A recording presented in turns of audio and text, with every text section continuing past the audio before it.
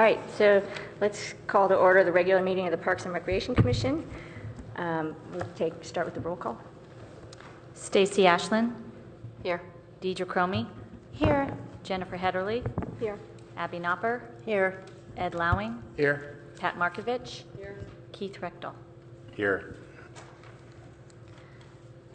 Do we have any changes to the agenda or requests for deletions? Nope. All right, then we'll move on to oral communications. This is the time when members of the public can speak to the commission on any item that's not on the agenda. So if you'd like to, you can submit a card. I have one. David Carnahan, Deputy City Clerk for the City of Palo Alto. Hi. Hello. I'm here tonight to speak to you guys about the upcoming recruitment that we're doing for the Architectural Review Board, Historic Resources Board, and Planning and Transportation Commission. I've brought some applications. They're going to be on the back table there. So if you guys know of anyone, any community members that you think would be prime candidates for, again, that's Architectural Review, Historic Resources Board, or Planning and Transportation Commission, we really encourage all of our board and commission members to reach out to other community members they know, since you guys are kind of the voice of the city within the community in a way that especially the clerk's office isn't. So applications are due September 22nd. If you think of anyone you know, send them our way, pass them an application, or just shoot them an email and say, contact the clerk's office and we'll get them started. Thank you. Thank you. All right, so that brings us to our first order of business, approval of the draft minutes from the June 24th, 2014 meeting. Do we have any edits, changes, additions? I have a few. Oh, go ahead. I just have one on line 1797. Just so we don't set expectations with the public. I think the Greer Park public exercise area was a Greer Park dog exercise area. Right?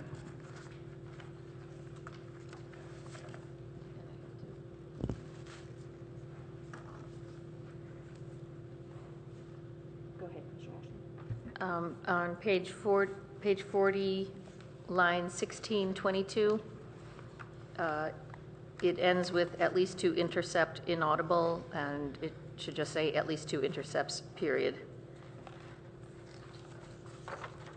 And the other change is on page 42, line 1711.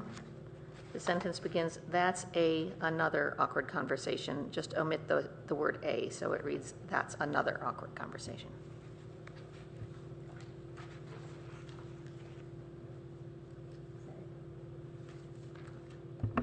Okay, I have a couple. Page 36. We had a lot of video malfunctions in these minutes. That must have been because we were at our mobile location. On line 1481, it says line 1482, talked some about what we could do, and then there's a video malfunction, so I'd like you to insert the following. We could present priority issues and get their reactions, or the standard dog and pony show. And then further down on 1484, that malfunction at the end there, it's not clear if we could present and then insert summary of our current initiatives, comma, don't know, and then it'll continue on if we're going to. Then on the next page, line 1534, at the very beginning, insert, we don't want to waste their time with a lot of repetition.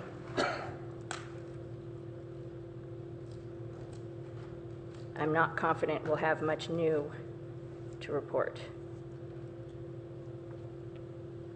Then line 1535, that next line, insert foothills of that 7.7 acres.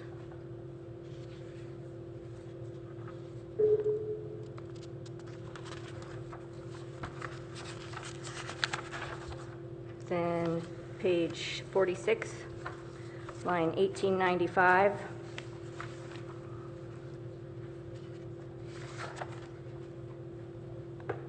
add at the end, Fuller report.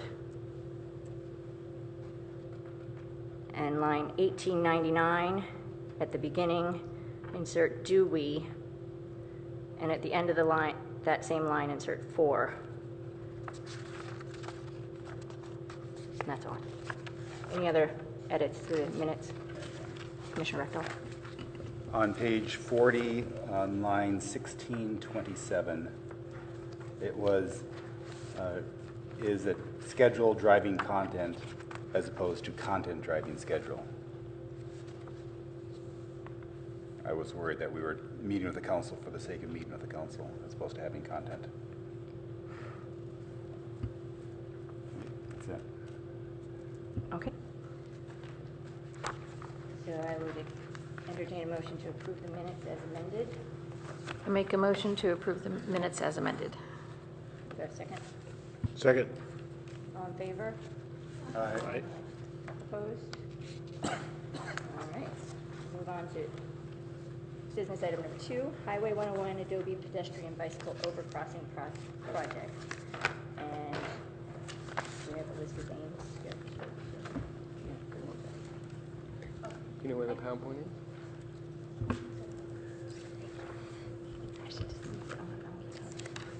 No.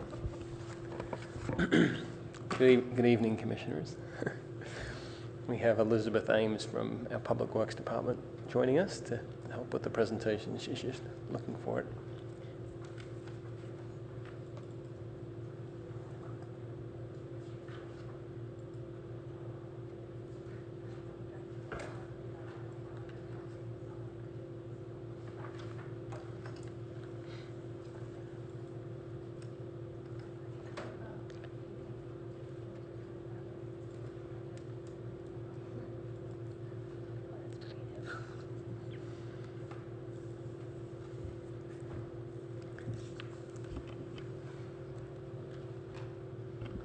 Good evening. I'm Elizabeth Ames, Project Manager on Public Works Department. And I have hung we here. I know I always pronounce his last name incorrectly, but he's our project engineer, and he's out in the audience. Oh, thank you. I think that's it. Oh, thank you so much. So we've got the PowerPoint up and running. So just as a little bit of background, I think the last time I met with the commission was a long time ago. I think it was just before the public scoping meeting, and that was in September of 2012.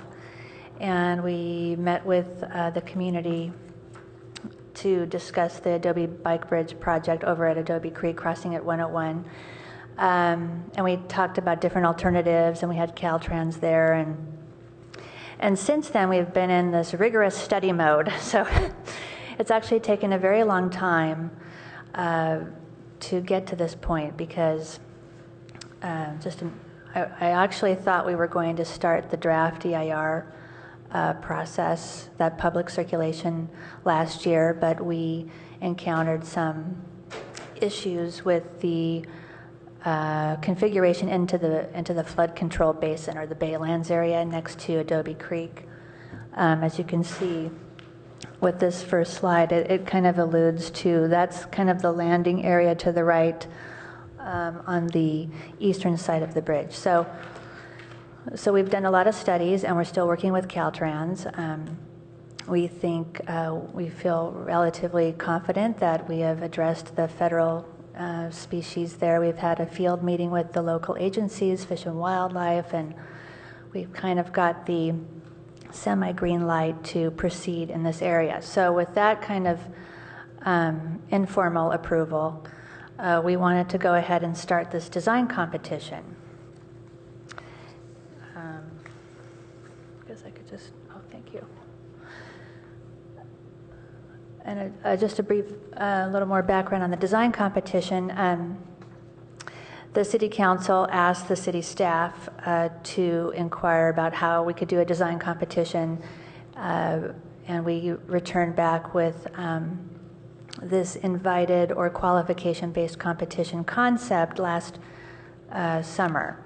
And we had engaged a conversation with the American Institute of Architects, And but then we had that glitch with the environmental clearances, so we kind of held off on the competition until now. And what we're proposing to do is prepare these design guidelines that will be instrumental to help the design firms kind of get an understanding of the project context, the site, the constraints. We have a lot of constraints, design constraints, because of the Caltrans right-of-way. So we have the design guidelines that's included in the packet, and the overarching concept is to kind of come up with these guiding principles. It's not really a mission statement. I actually took this similar presentation to the ARB a couple of times and realized that the mission statement is very hard to nail down because it's very word specific. So we're actually trying to incorporate these design principles. So tonight I'm hoping to get that. That's my main objective tonight, is to hopefully concur or get some feedback from you on the design principles, which will be included in the guidelines, and that will all go to the design teams once, or if should council agree to proceed with the competition, which is scheduled for September 8th. So let's see, so that's kind of a long background. Sorry about that. So with that, so this is, I believe this is in your packet. It's kind of a graphic that illustrates the focus alignment. The focus alignment, you can see, begins at almost at the confluence of the Barron and Adobe Creek, which is, oh, thank you, sorry.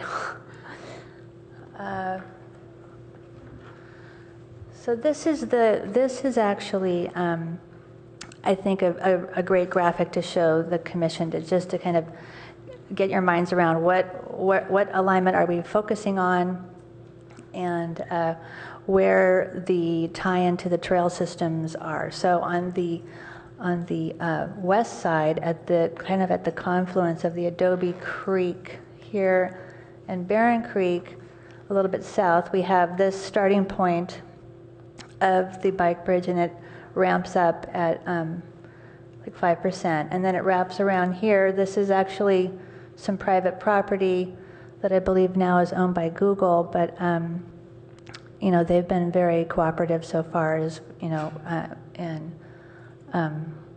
informal discussions about property.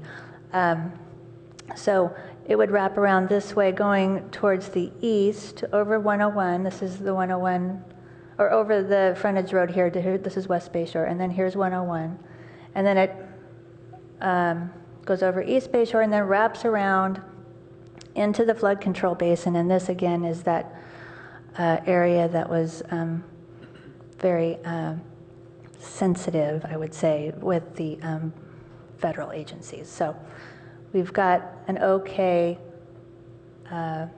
to enter into this footprint. So you can see a dashed line here of this area that we're still studying, but we feel confident that we can actually put the ramp of the bridge on, wrapped around this, so it ties into the Bay Trail. So this is the linkage that's critical. I believe that the commission really emphasized it almost 2 years ago that I met with you. It's hard to believe. But the connectivity to the trail system was very important. And this focus alignment here that we're using was submitted to the grant agencies. We did get $8 million in construction funding for this, and it was based on this particular alignment. Although we're still trying to get the environmental clearances for that, we're assuming that this will go smoothly. And this is the focus of the competition. So let's see if I can, let's see. Oh my gosh, sorry, okay. Oh, the purpose. So I'm trying to get the guiding principles. I'd like to get your comments on the guiding principles if you wanted to elaborate on that or add another principle in there. We tried to keep it simple with 3, and I've met with the ARB twice, and we tried to refine it this last go around. So this is the latest. What you have in your report is the latest, which is this right here.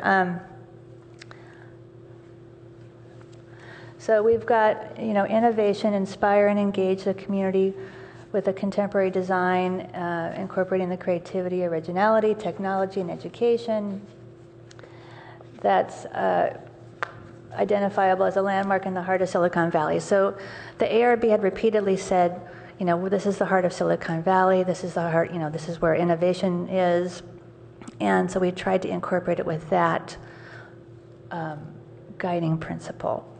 And then versatility, you can, balance between engineering and art. I mean, efficiency and beauty. The ARB added this, the last piece there, conforming to the project's construction budget, because obviously this is a challenge when you're going into a design competition. We're not sure, some of these designs could come in very elaborate, so we want to make this, they want to emphasize this in the principle.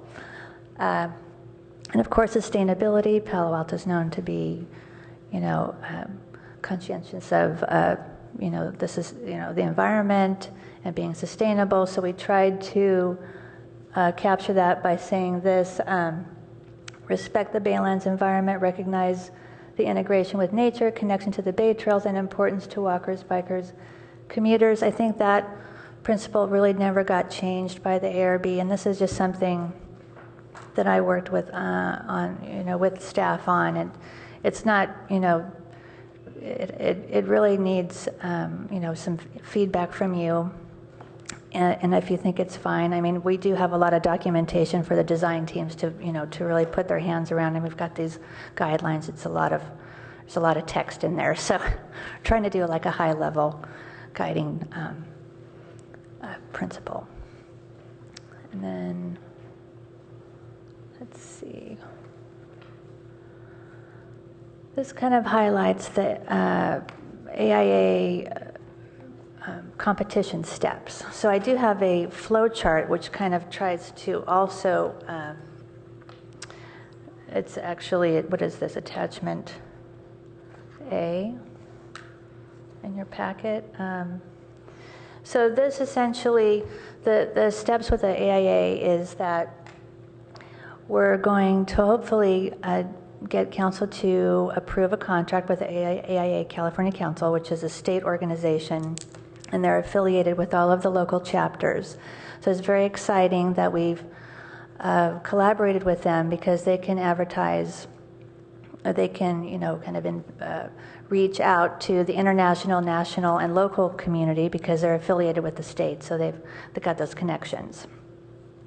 So with that, they're very good at marketing as well. If you look at their website, they do YouTube, they do a lot of different marketing techniques to engage the design community. So we're hoping that that's going to translate into an invitation to designers, but it's really a qualification-based process. So the last go around with the ARB, where staff has reevaluated this. Initially, we were working with the AIA to ask designers to have done, designed and constructed 2 bridges in 10 years. And the ARB thought that was too restrictive. Although we do want to have a qualification type based competition, because I'm concerned that we have a very tight timeline with the grant funding. We need to have construction documents by the end of 2016. And in order to do that, I need to get a lot of approvals through Caltrans and permits. So we really, I really was hoping to get some qualifications in the design team to say that they have done a bridge. Now we're saying an engineer or an architect on the team that has done a bridge, designed and constructed a bridge in 10 years instead of the 2 bridge qualification. So that's the latest compromise. Okay, so when we send out the invitations to the designers, we're asking that they have some qualifications, and of course, they're going to refer to the design guidelines and these guiding principles. Hopefully they'll be inspired by that. But then we would actually have the AIA California Council select the jury. I don't know who the jury is right now. They're thinking that the jury would attract designers. They'd want to be judged by them. So it's probably, it's not going to be all architects. It's probably going to be a variety of people. But I think that they're the best agent or best firm to select those jurors. So there's going to be a 5-member jury, and they will take these they take the qualification-based proposals and they'll shortlist. And what we're proposing right now is they'll shortlist 4 firms, and we would give them a $20,000 stipend to develop concepts. And that's really where we're going to see the innovative design, hopefully in compliance with the guidelines and the principles. These firms will hopefully have some experience with bridge design, but not so restrictive that it's, there's still going to be a lot of innovation and creativity, hopefully, and that that the ideas will be conforming to our construction budget, which is really critical. So with that, the jury would, they would shortlist, they would select 4 firms. Those 4 firms would come back with the designs. And then we would have this panel of the ARB and the jury, in an open public meeting, weighing in on the designs and commenting. And then the jury would deliberate and then announce the winners, and then the competition would be over. So that ranking of design firms based on the concepts would go to the city council, and the city council and the public would have to weigh in. So sorry, that's the whole process. So sorry, I kind of took a long time to explain it. So with that, I'd like to turn this over to you. I don't know if I have any. Oh, that's the process I kind of went through. Okay. So I was hoping to get some feedback on the principles, and any other questions you have on the project, I'm here for that. Commissioner Rectal? Yeah, I have a comment on the guiding design principles, if you want to flip back to the chart there.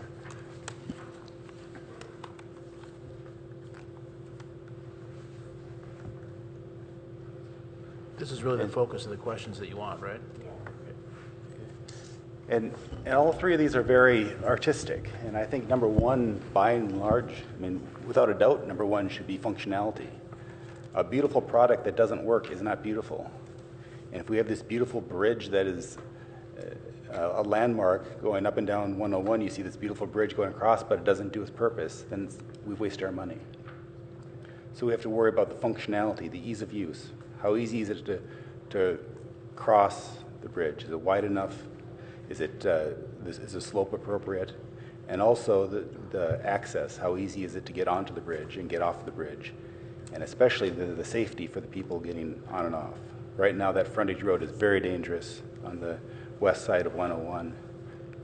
When you come out of the underpass there, you're stuck on a sidewalk and try and merge into the traffic. It's not a good angle. And if you want to go north from that point, it's very difficult. You're trying to cross the road at a point where the road curves. So we have to address the safety of the users and the ease of use. I think that's by far and away number 1. These are all nice goals to have, but they shouldn't be addressed until we have functionality addressed.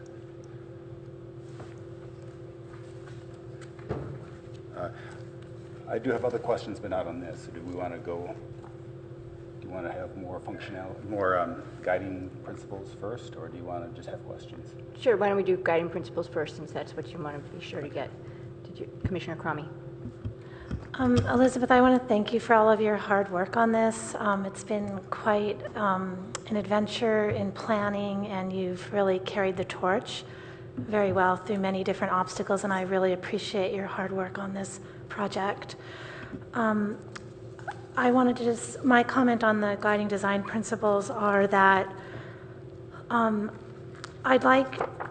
think they're good. I just, I guess for me, for the third one, sustainability, I think of it more as a connection to the natural world there. And so I know the comments that you have after the headline are articulating that, but I guess that for me, the buzzword sustainability doesn't quite convey natural world enough. I think that what here you're talking about innovation and something that reflects Silicon Valley, which is more of a technical community.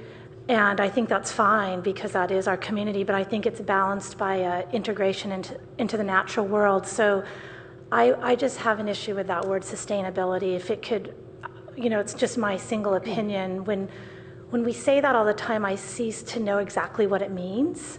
And so I think what's lost there is that it's like sustainability can mean so many technological things as well, and it can also mean sometimes a disruption of nature, as we found with the vote for the anaerobic composting in the Bixby Park. We basically gave up parkland to that. So I think of sustainability as being one kind of movement that is sometimes at odds with conservation and preservation. And again, this is just a single opinion, but I would just throw out using a word that shows just has the idea of natural world in it. Thank you. Commissioner Lowing. Constrained speaker wires here. I didn't just comment on my colleagues' comments. I assumed part and parcel of this has to be functionality because it's an engineering project and an architecture project, which is thoroughly integrated with engineering and ease of use. So I just presume that was in here. I'm not sure it needs to be called out. I strongly endorse the word contemporary in the discussion about innovation, because there could be a temptation to do sort of a back to nature or a retro or let's make it look natural. And I strongly endorse the comments that are here because this is Silicon Valley 2016, I think you just said, and beyond. So it should be a statement of art and architecture for now going forward. I think that's well done. As I saw the second group of things when it said versatility, it seems like there's some words that aren't here, even though the picture shows the versatility of use. So I almost want to see sort of like a multi-use from biking to running to all kinds of universal access to bird watching, just like it's an extension of the Baylands. And that wasn't called out in the words, although the picture that you showed, the architectural rendering, did show that. So it's almost multi-use or diversity as well as versatility to show that these many things.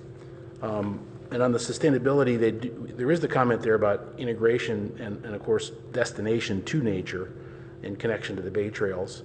And there you do talk a little bit about walkers and bikers. I was a little bit surprised about the word commuters. That seems like a kind of a bypass on the way to the office, but if that works, that works. So, but the second one is the one that particularly kind of caught my attention, is that we're not talking about in the words the numbers of kinds of uses that are going to be on this bridge. I mean, it could be park benches for sitting and holding hands or something. I mean, it's just all kinds of uses there. It's not just a destination to get to some other place. So it's a thing in and of itself for lots of people. Thank you. Commissioner Hopper. Hi. I think this is a great project, and I'm really looking forward to it being completed. So thank you for your hard work. I'm just going to kind of echo a couple of things that you've already heard.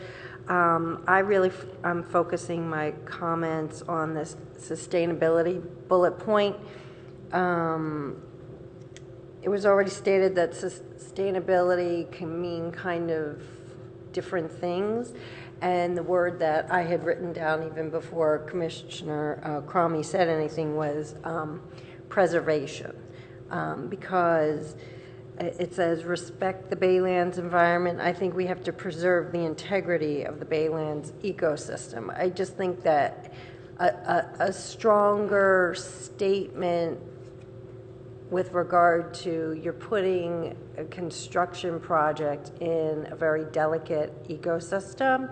And so if we can maybe strengthen the words so everyone working on this project understands that we're really enhancing the human experience without being detrimental to the flora and the animals. So I like the word preservation. And the other comment was recognize the integration with nature. I like the idea of integrating with nature for sure, and recognizing that we are going to be putting this project, like I said, in a delicate ecosystem, and that we need to be mindful of that.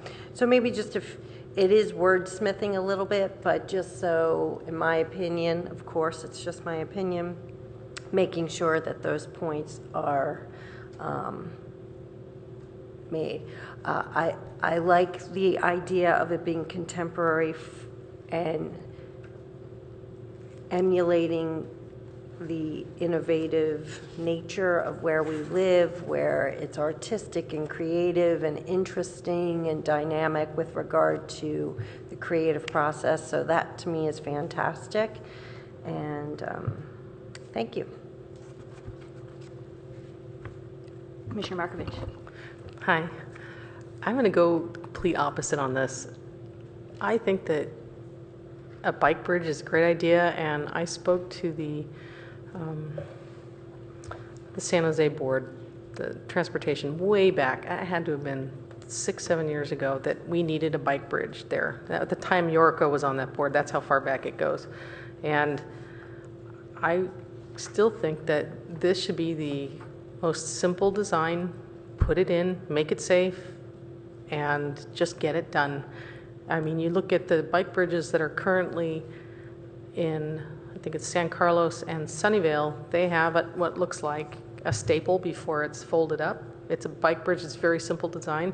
They managed to work with the constraints of the Caltran right-of-way with a lot of no for 101, and they got it done, and it's a very simple design, and I would like to see it go that way. And with respect to looking at how much money it costs the city, even if we have grant money, it still makes a statement of we're serious about watching our costs. Thanks. Commissioner Ashland. Yeah, a couple of points, and after listening to the other commissioners, I'm thinking that there could ideally be a balance of the functionality. Yes, it's assumed, but yes, we should also call it out as well. But balancing the functionality with the invitational or the inviting aspect of the design, such that it doesn't, look too utilitarian, but look somewhat inviting to bike over as an access point to the environment. And the one word that I'm wary of actually is the contemporary design, because two reasons. Number one, in a couple of years, contemporary easily looks dated, and also because it's a bit at odds with the natural environment of the Baylands. So that word raises a little bit of concern to me, that it would look out of place instead of inviting into the natural environment there, if that makes sense.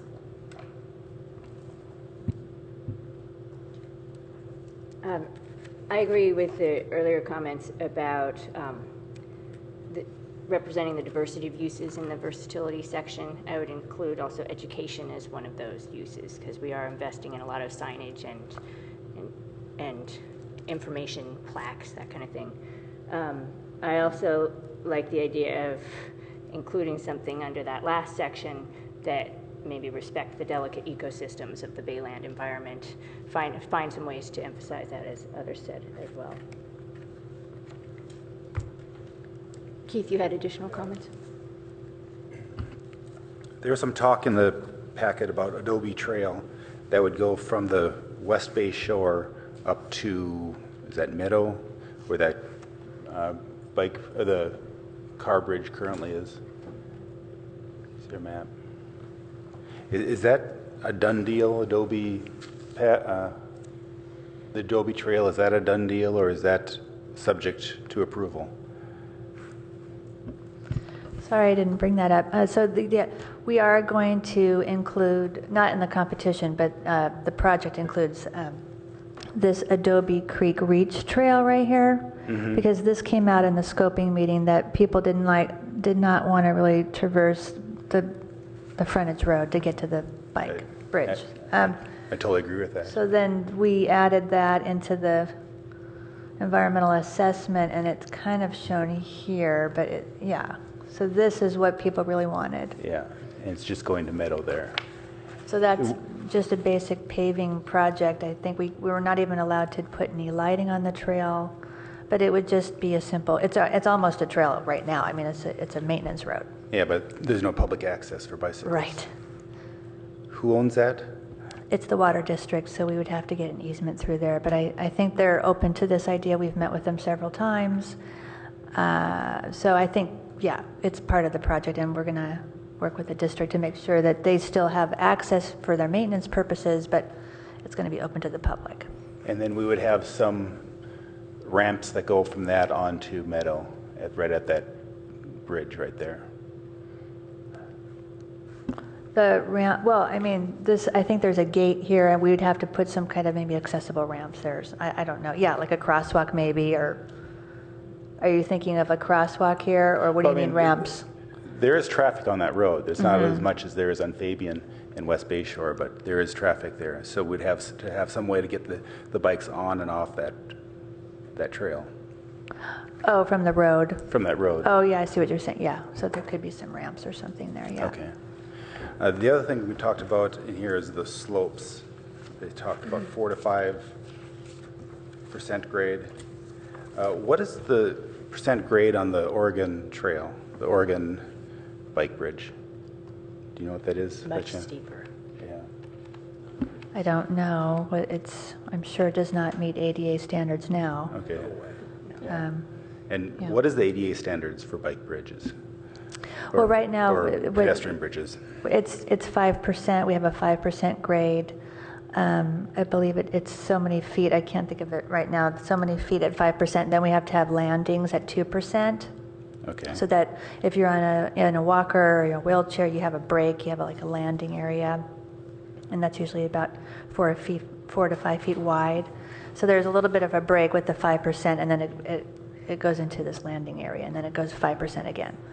Okay. And it mentioned something about 8% grade. Maximum 8% grade for potential steeper segments. What does that mean? Well, that's a good point. We probably will not put that in there. I think that's extreme. In some cases, there might have to be an 8% depending. Well, we're trying to give the designers the maximum flexibility to come up with a concept. So maybe they come up with something that wraps into the flood basin in that footprint that we're allowing them to work in, but maybe they come up with something that they'd have to do an 8% slope.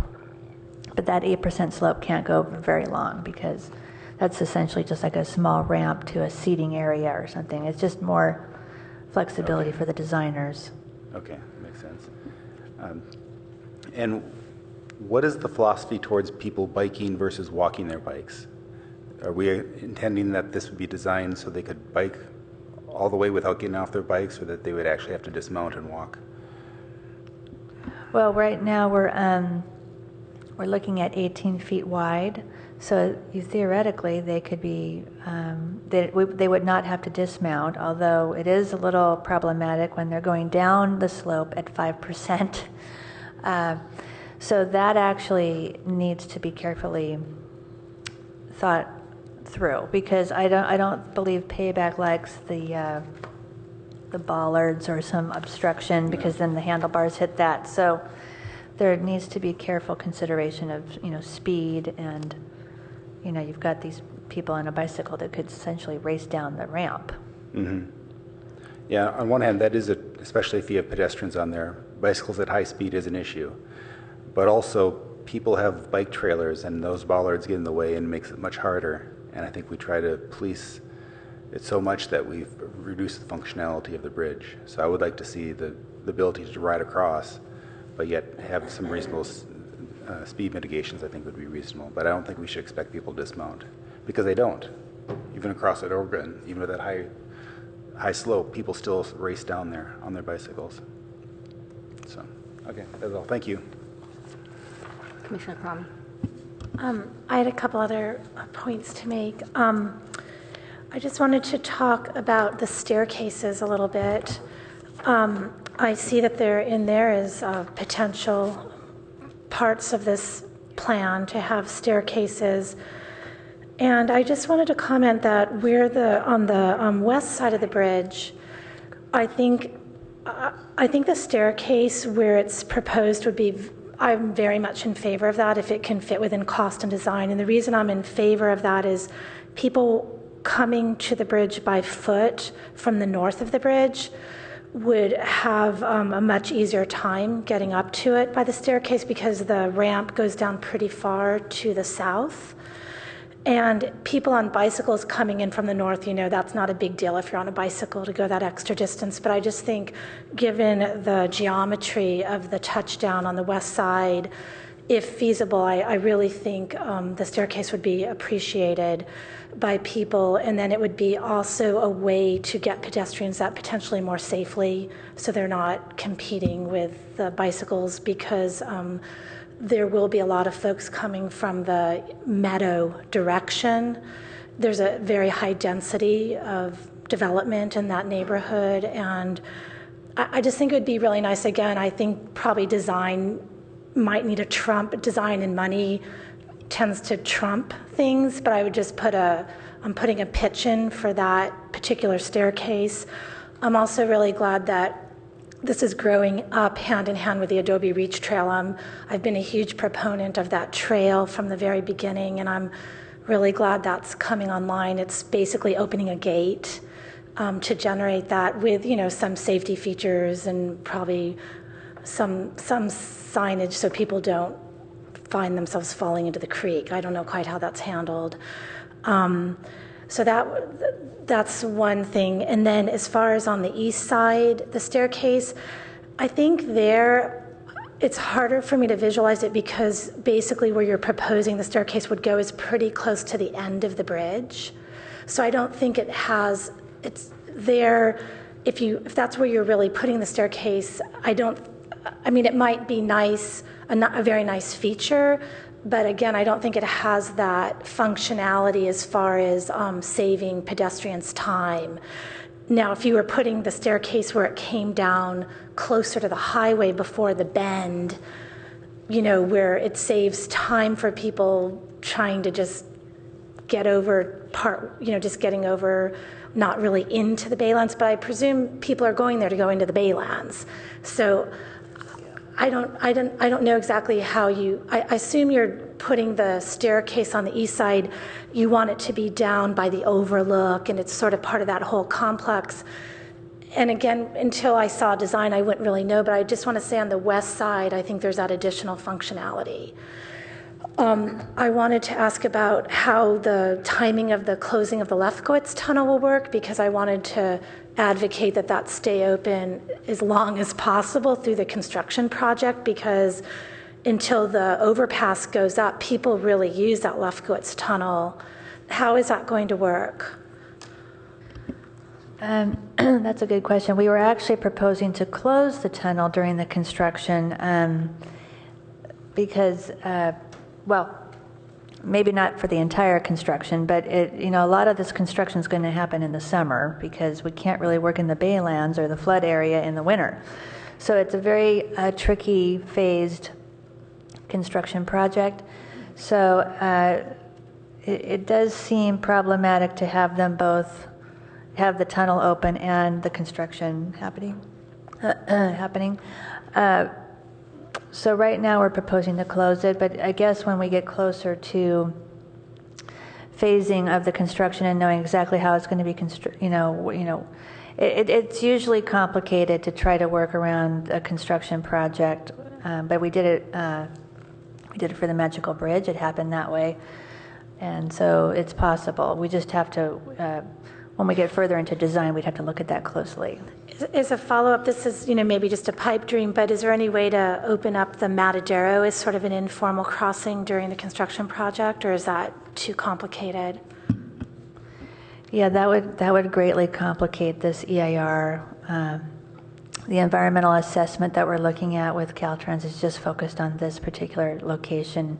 Within the dashed line, you can kind of see the dashed area, and they're very particular about that. So if I branched out and went to another creek location, it would be a whole nother study of all these issues. Well, then as my last follow-up, can we do anything about San Antonio overpass? Is there any way we can leverage the inconvenience this will be causing for probably a year's time on commuters to just having the city evaluate just simple safety measures at the San Antonio bridge? I don't use that very frequently, but I don't know if it's just a very simple lining on the road that might help with safety there.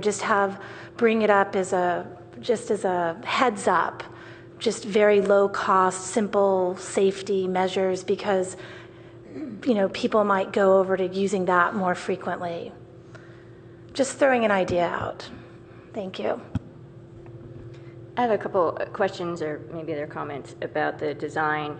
In the backup material, there's the Caltrans standards lists that additional removal of up to 36 eucalyptus trees could be required for that design, but I wanted to make sure that the design guidelines that go out to the competitors doesn't say they all have to come out. So they have the opportunity, if they have a vision for a design that integrates some of those trees, I would like them to be able to do that rather than count it as a blank slate there. The other thing is on the process, the jury ranks the entries and then votes, right? And then presents to council. So they deliberate, they rank the concepts, and they announce a winner. And then after that, staff presents to city council. Does that mean that the jury is the exclusive decider of a single winner, and then does council have to accept that winner, or is there flexibility there? Well, this is where it can get kind of complicated, but so the jury, they would make the recommendation after they hear the presentations. There's going to be, say, 4 presentations by these firms, and there'll be a 10-member panel, 5 jurors and 5 ARB members. That's what we're proposing right now, so that's a lot of panelists. But it would be there would be questions back and forth, and then after all of that presentation, all of those presentations are completed, the public can comment on that. And that's really an important point, because even even this commission can, everybody can come to this meeting. I'm sure there'll be a lot of people at this meeting and a lot of interest. So we're hoping to get public comment actually before and during or even after the competition, to kind of incorporate all of that along with the jury recommendations. Now, the jury recommendations are just that. I mean, it's a ranking, 1 through 4 potentially, and the council and the community can decide what is best for Palo Alto. I mean, so it's just like, I know this commission has said before that you'd like to see a simple, elegant design, no frills kind of a thing. But I've also heard people say iconic bridge, and I mean, it's hard to say unless you see the concepts. It's really hard to determine what's going to rise to the top. But I think with the community support, council will go with whatever the community wants, as opposed to maybe what the jury wants. Okay, thank you. Any other comments, questions? All right, thank you very much. Thank you so much. All right, that brings us to our next item. Item number 3, the comprehensive plan update and discussion on how best to coordinate commission input.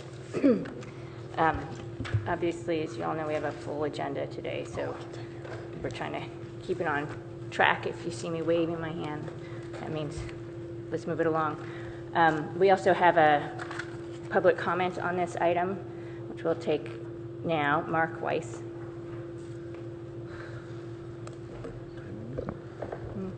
Yep. Good evening, commission members. What? 2 minutes, if you can keep to 2 minutes, it'd be greatly appreciated. Thank you. So been reviewing the comp plan. They charged me $85 to get my own copy of the comp plan. It's a very thick document.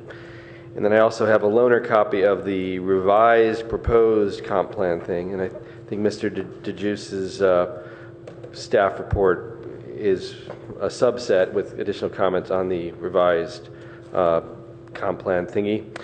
And what I'm very specifically talking about is I've talked twice at Planning Commission, once at a scoping meeting. I think why this commission was not meeting last month. Fry's. I'm an advocate for a new park in Ventura on the 15-acre Fry's property.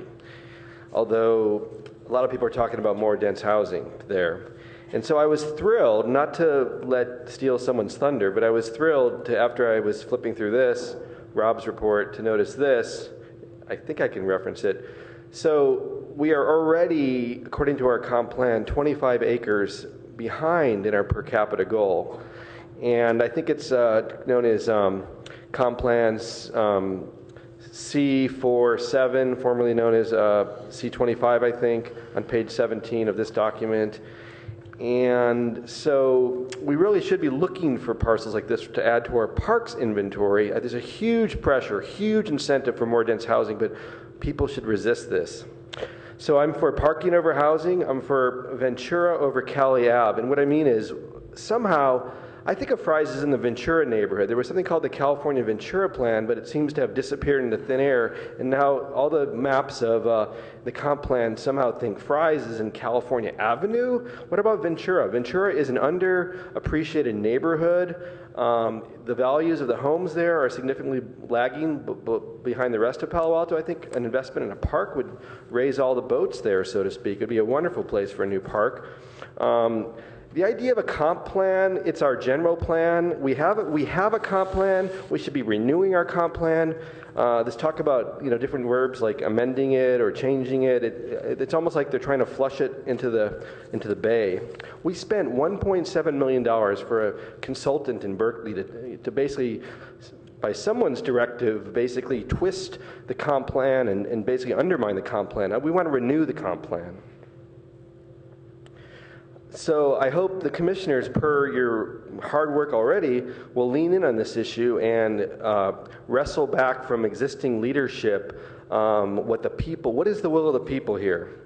I think for precedent, for example, Greer Park was a drive-in movie, and just as drive-in movies went the way of whatever and was replaced by a park in the 60s, okay, a big box retailer. I mean, we'd love to replace them somewhere when Fry's lease runs out. But that's a precedent. Well, it's destined for something else there, and I'm saying parks, not housing. Likewise, someone pointed out Heritage Park. When the medical foundation moved, there was a fair amount of discussion, and it's a pretty decent park. I think we could have done better there too. But I think some of the people behind Greer Park and Heritage Park would support a new park in Ventura. Thank you very much. Thank you. All right, so that gets us to the comp plan update and discussion on how best to coordinate our input. You all got a memo by email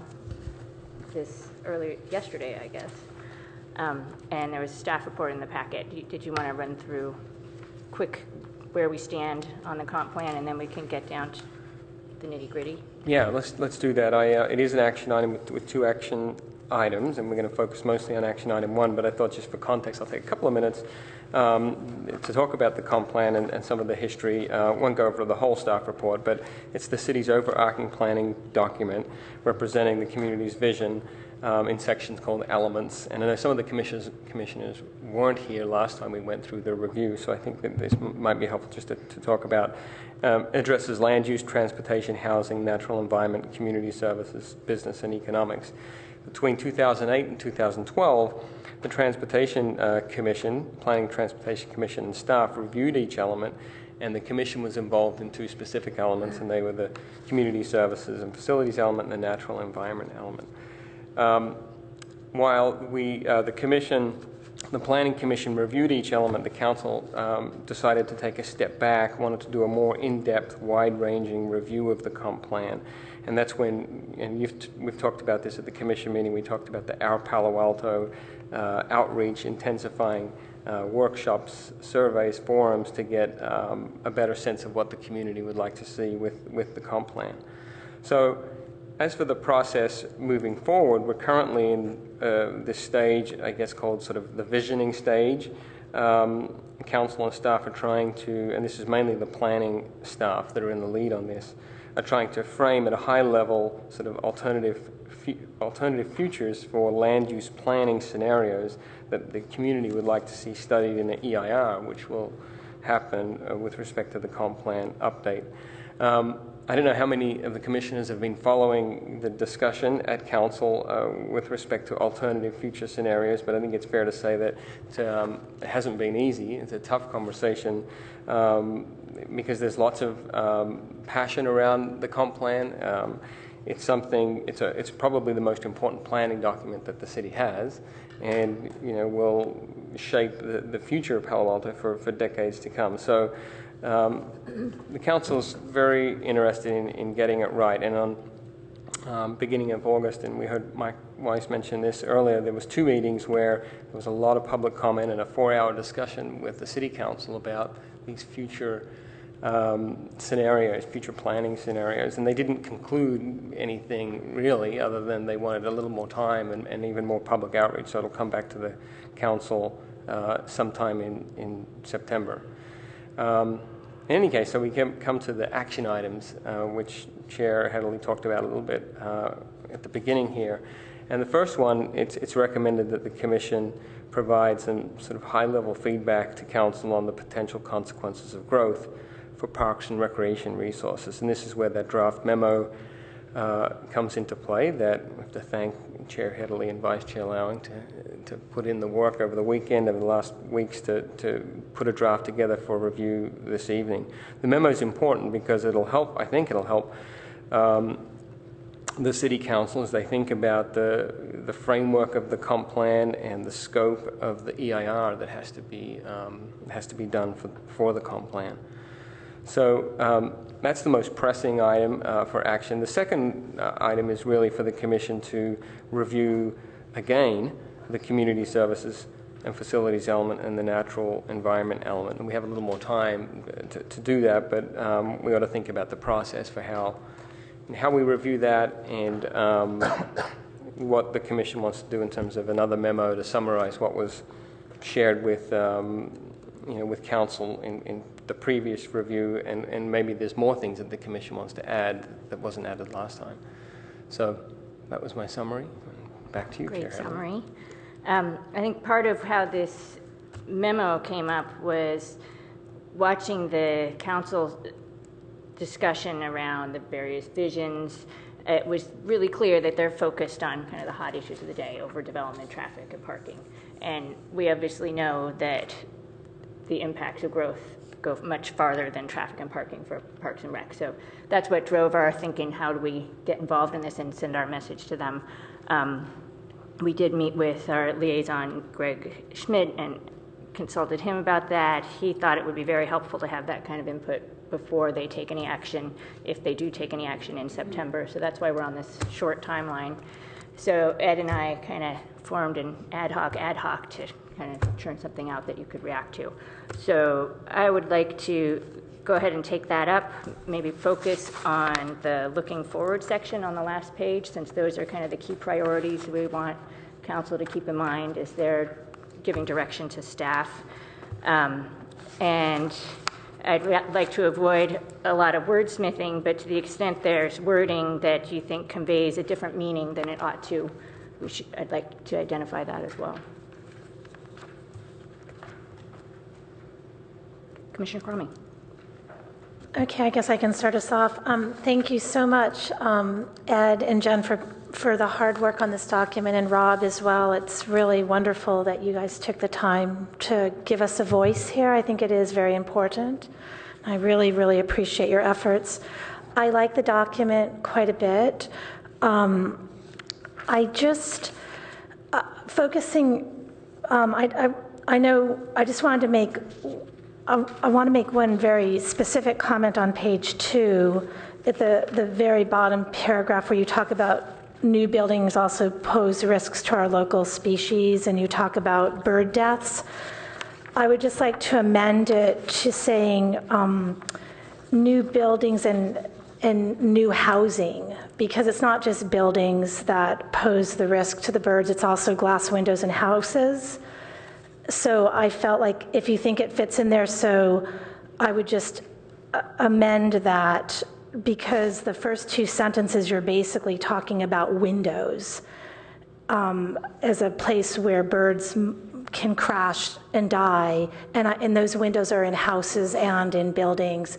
And then the third sentence, you're talking about how tall buildings disrupt the flight paths, which I think is a separate issue.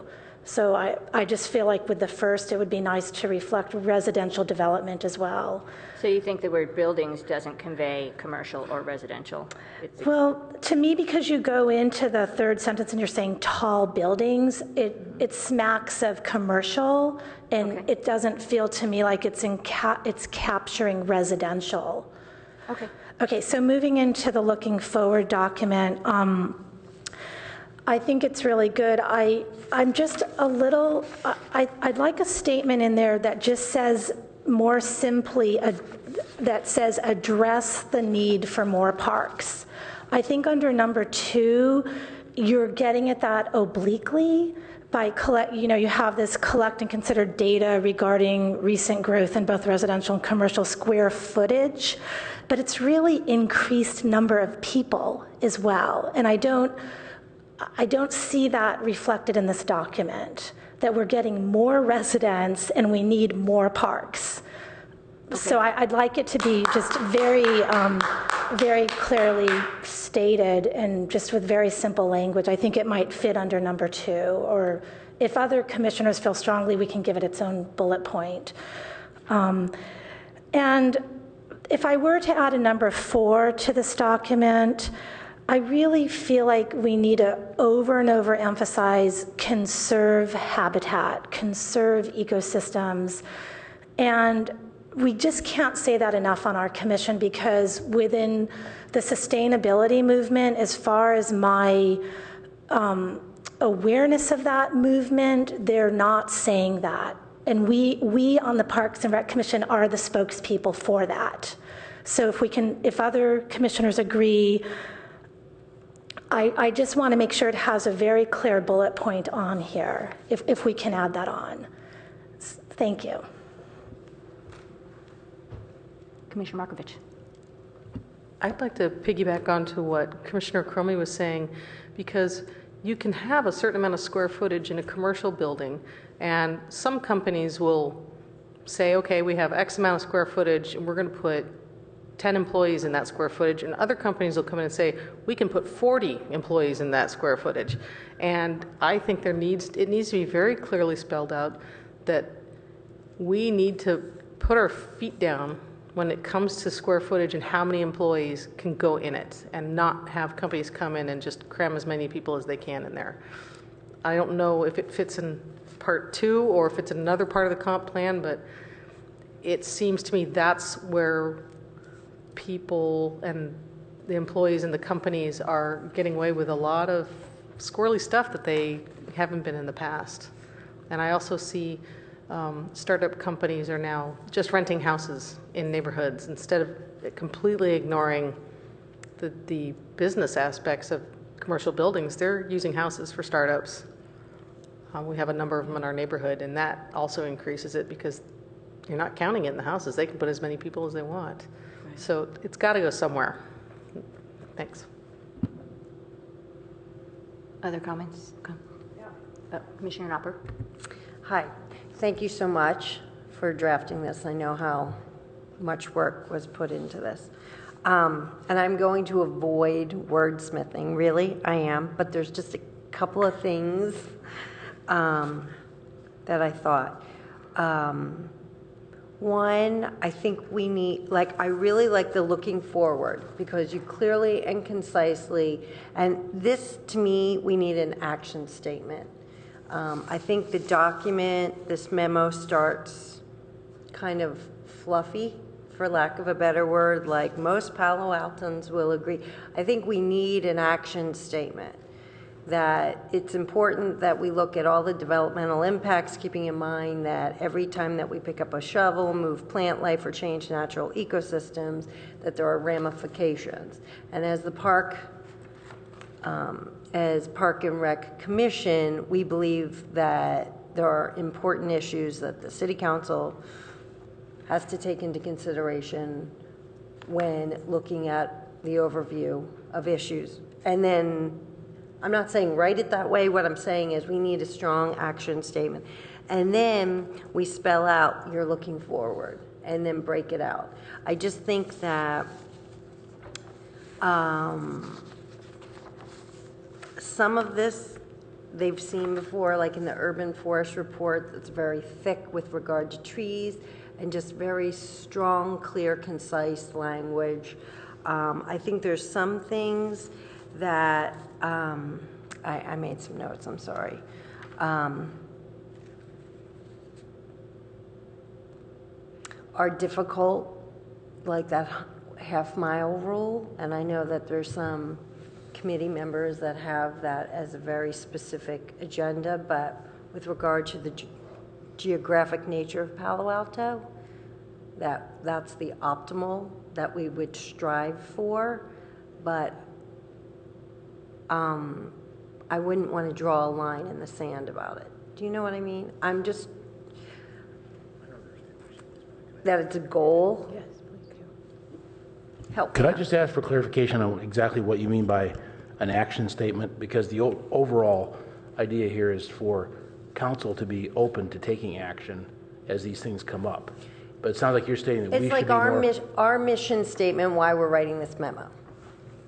We are as the park committee, we are writing this memo because we feel strongly about, as you're reviewing the comprehensive plan document, that not only do you need to take into account the hot topic issues of traffic and development, but you have to recognize that there are other impacts that are important. And then you've laid it out. Consider. So you're tying the looking forward part just earlier up. You're kind of forecasting it earlier because up. this is a very strong language, and it's clear and it's concise. And I think that we need to make them aware of why we're writing the memo. Like, why is it important? I'm reluctant to put the looking forward piece at the beginning because because I do want to have them to have the context of why these things are important to us before focusing on what these things are. Yeah. So otherwise, they're going to read the first page and they won't read any more. Yes. However, I think that, and maybe this is an offline conversation with three of us. Well, unfortunately, I know. tonight's the night. Okay. You can strike a compromise here. I think what Abby's saying is extract sort of something from that just to put in at the very beginning to strengthen the opening sentence or two. It's like a positioning statement. But in some ways, the subject right there is an action point. You just, memo regarding the consequence of growth and development. No. You're not in my opinion. So you're saying something like, take out that most Palo Altans agree, start out saying, Parks and Rec are vital to preserving the quality of life.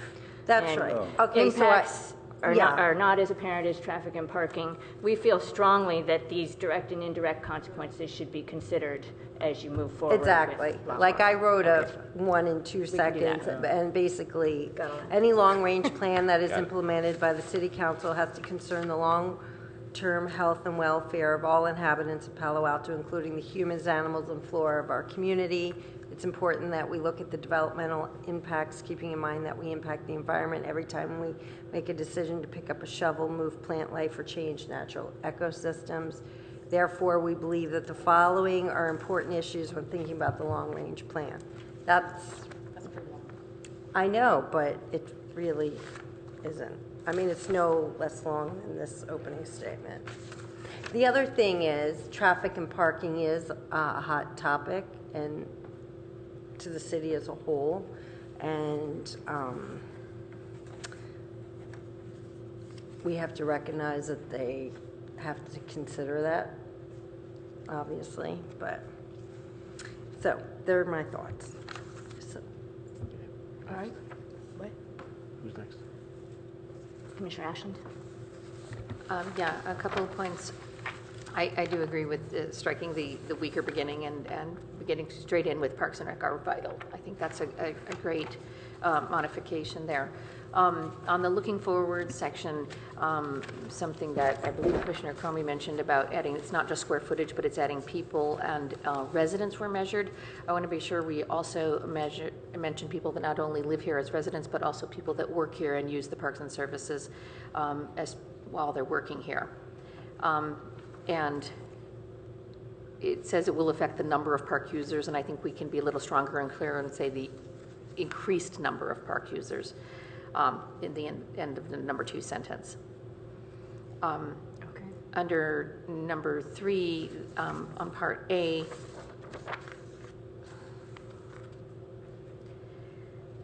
it says alternative park impact fee structures that will increase collections sufficient to expand inventory. I think it would be worthwhile to add expand and maintain, so that doesn't. We can't use park impact fees to maintain.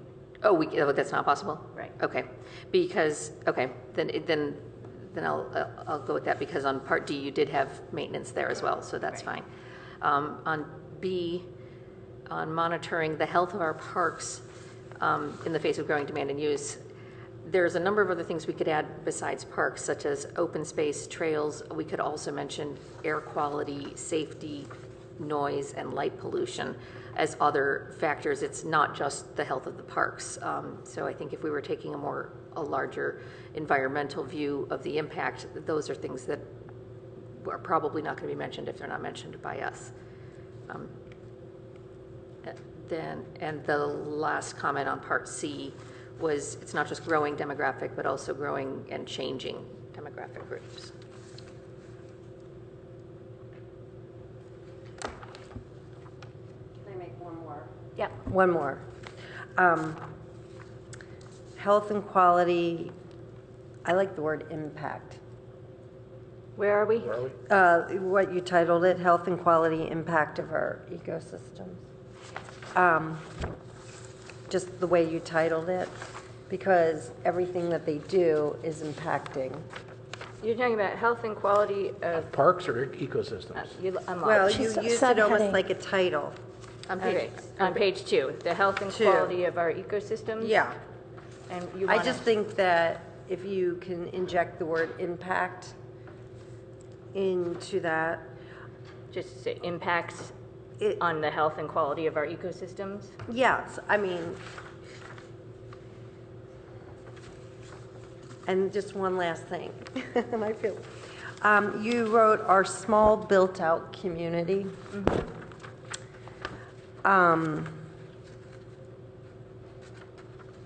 I don't think that's reflective of what Palo Alto is now. I think that people, it's an epicenter of innovation and technology and financial services, and we're next neighbors with Stanford, and that doesn't do us justice. That's in your first line. I think that it does a disservice to. But the epicenter of innovation and technology doesn't reflect. It doesn't take into an interaction with the consideration. parks. I think that statement of small built-out community doesn't take into consideration that we're a world-renowned city, that we are. I mean, some people might not like it, but people consider Palo Alto the epicenter of Silicon Valley. And So you want us to concede I that, just- that we're the epicenter of Silicon Valley, but nonetheless, the health we and have quality limited of our space life in and Palo Alto, growth period. affects us. Like, we're not, I mean, when I think of a small community, I don't think Palo Alto, because I think Palo Alto contribute so much to the world, the But greater. what does that have to do with the impact on parks and recreation? But what? But You it just do- don't want it us to does. characterize It ourselves as does small and because of the built out? people who live here.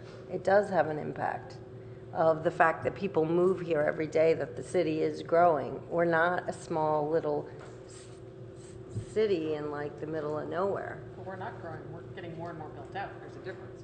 Right. You could just say our Population is growing community. in Palo Alto. We're not expanding. Space is not. You could say our built-out community. You can get rid of the word small. But I don't know what built-out community means. That's all I'm There's saying. no new land is what that means. What? There's no new land. I know that. That's what that means. Right. I understand that. Oh. Because later in the document, it talks about increased park and that we're not growing 4 acres annually. And I thought that was counter to what you were saying. Like, is it realistic to think that we can grow our inventory 2.3% annually based on the fact that we have a very specific geography and that you can't? I don't think it's realistic that we can do that annually every year, but that's what it would take to meet that goal. And it's not impossible to do some. That's really the point of that section. Right, and if we do 0 in the next 20 years, given the growth, Oh, I'm then not we are up the wrong creek. Totally use a park agree. analogy. I totally agree with that. I know you do. But with the statistics, I just think that when they're going to look at these statistics, and it's tough. Like, you have to be Abby, realistic about what is possible. I think what Abby might be saying is that when we use the word built out, we kind of work at cross purposes to what we're trying to say in this document. Is that what you're trying to say by, I mean, we know we want to advocate for more parks in the city, and we know there are ways to get more parks because built out, development is just in the eye of the beholder. I mean, development doesn't mean it all has to be urban landscape. It can include park space. Right. We need to envision that we have room for parks. Getting parks is a mindset in part. So we're trying to foster this mindset. And so I don't know if when we use the word built out, it's at cross purposes to the mindset we're trying to foster in this document. I would only throw out. I don't think it's at cross purposes. Okay, and I don't know if that's what Abby is saying. Or Abby, are you trying to justify that we can't get more parks? No. Okay, I just want to make sure. No, look, it's a development issue. Like, if commercial development will continue, the city has to be mindful and require that if certain commercial development happens, park space, whether it's dog runs or park space, or has to be included in that. It just can't be dense housing without park and open space available for those that new. And it hasn't been consistent, which is why a lot of people have been very upset. So I agree that that's what we're striving for. So it's just my opinion. You can say, obviously, that's why we're all here, because we get to express our opinion. I just think that the statement up front, well, you know what I mean.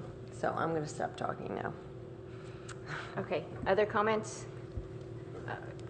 Commissioner Ashland? Just briefly to respond to what Commissioner Knopper was mentioning, I think it could be perfectly valid to just omit small built out and have it say the quality of life of our community and leave it at that. If we want to keep the focus on Parks and Rec, then the council is well aware of the size, and the whole concept under discussion in the comp plan is the quality of built out. So if we just omit that and say of our community, that is a possibility. I just wanted to float. And the other thing I forgot to mention on the looking forward on Part C under number 3, it sounded a little, when it mentions monitor our success in meeting the goals, I might simplify it to keep the focus on monitor the health of local ecosystems and admit our success in meeting the particular needs. Just because it's wordy and it's not really about monitoring our success, we really are more worried about the opposite, that we'd be monitoring failure. So if we just omitted our success in meeting the particular needs and replaced it with the health of local ecosystems, I think it would be more clear and to the point.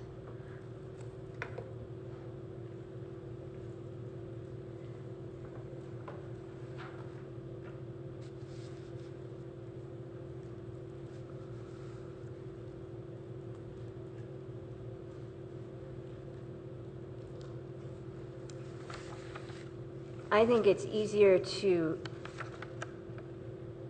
define quality measures to monitor the success of what we do to try to meet the needs of the ecosystems than it is to monitor the health of the ecosystems as a city. And I mean that not in the sense of we don't care about the health of the ecosystems, but what kinds of quality measures might you use to monitor the health of the ecosystems?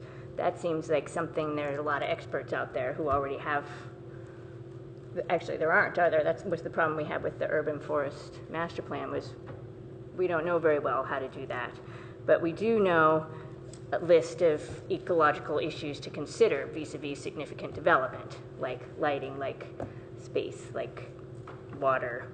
And we do know ways to measure vehicle loads and translate that into pollution, or I don't know if we can measure disturbance of habitat. We can quantify noise and lighting. We can sort of quantify the impacts of what we do. Is easier to do than to quantify the health.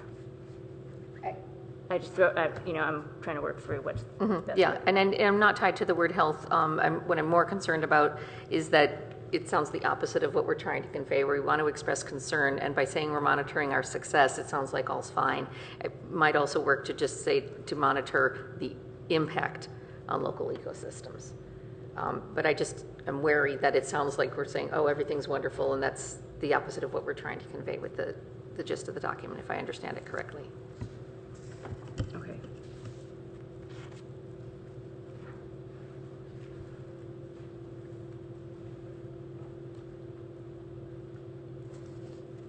Other comments? Just comment on Commissioner Cromie's, if we wanted to talk about something more specifically about parks, it could be pretty simple to put in number 2 right at the end. Increased square footage will affect the number of park users and the inevitable need for more parklands. Because then you're tying those two concepts together. Yeah. I mean, it'd be nice if we can somehow mention people, not just square footage.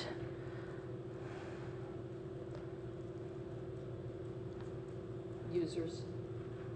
It is in that sentence.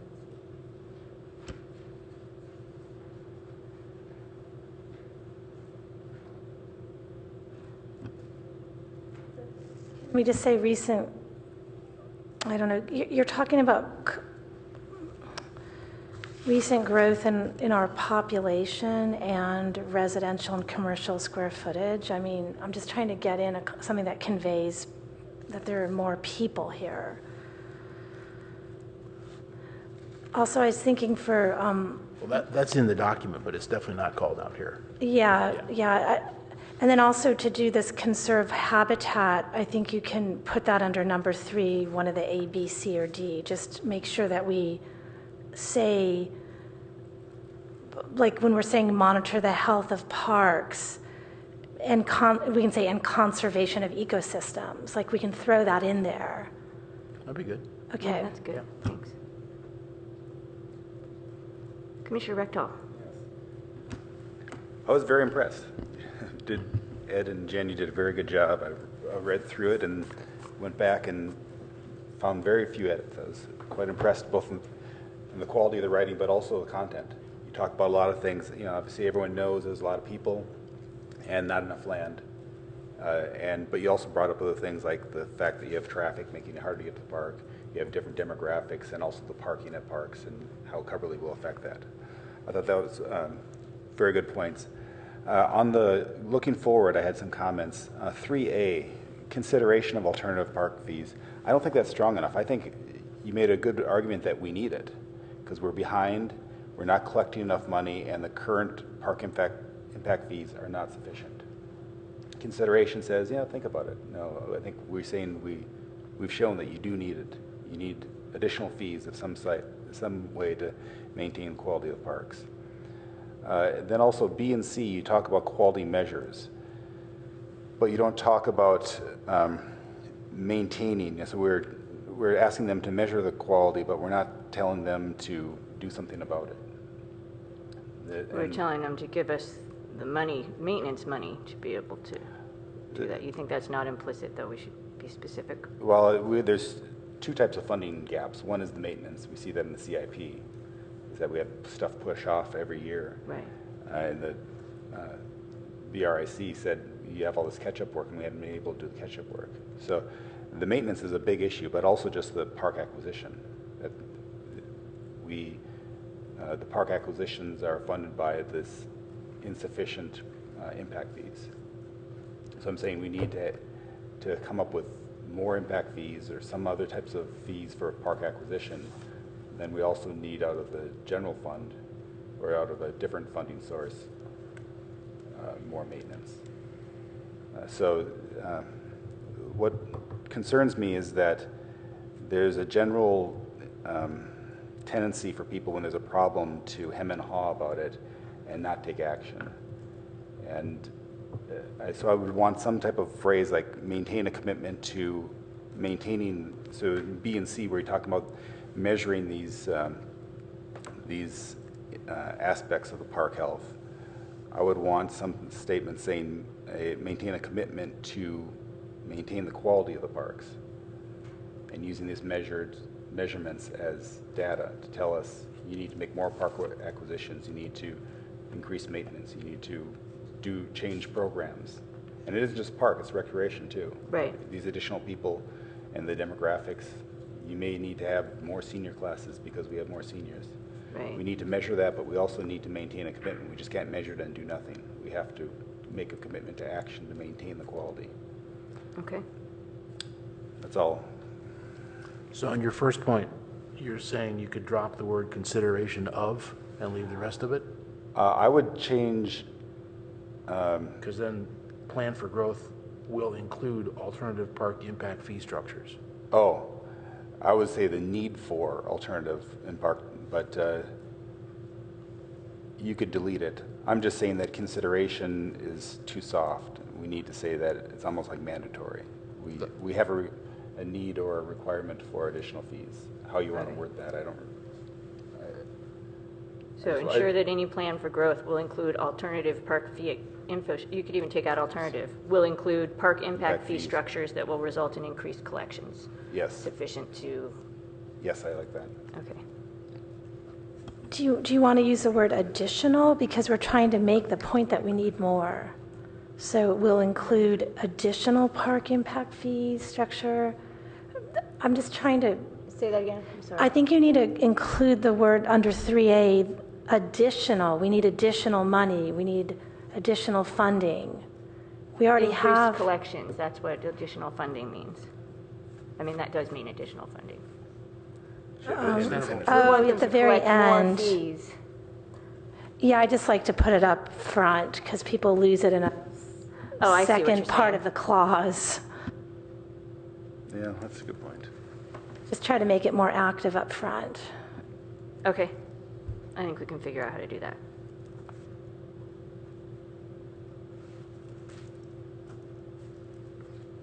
Other comments, questions? All right, should we run through what I think we have here? And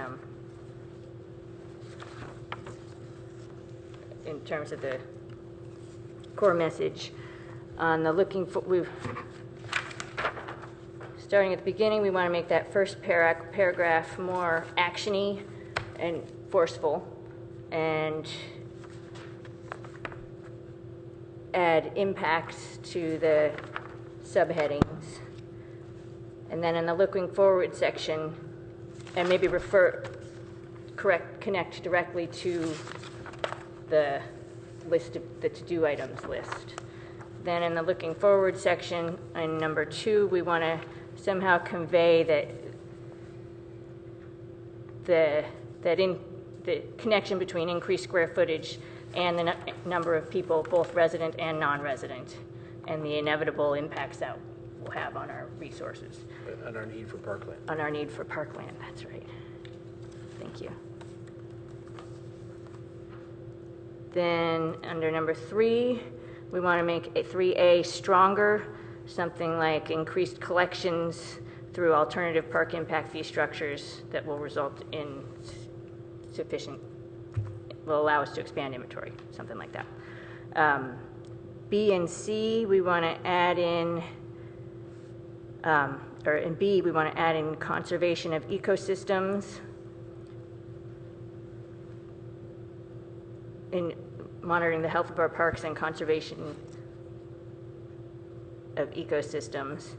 And then, I don't know if everyone wants to add in a whole list of open space air quality, safety, noise, light, pollution. That gets a little off track from the discussion that went before in the memo, but I'm open to advocacy for that if you want to do that. I would be, if possible, we could include it earlier so that this is just the summary. Okay. We can try to figure out how to do that. Then also for C, quality measures should, instead of monitor our success, figure out some other way to phrase that so that it's more directly tied to the ultimate goal, which is the health of the ecosystem. Yeah, and you can just use the word maybe to assess.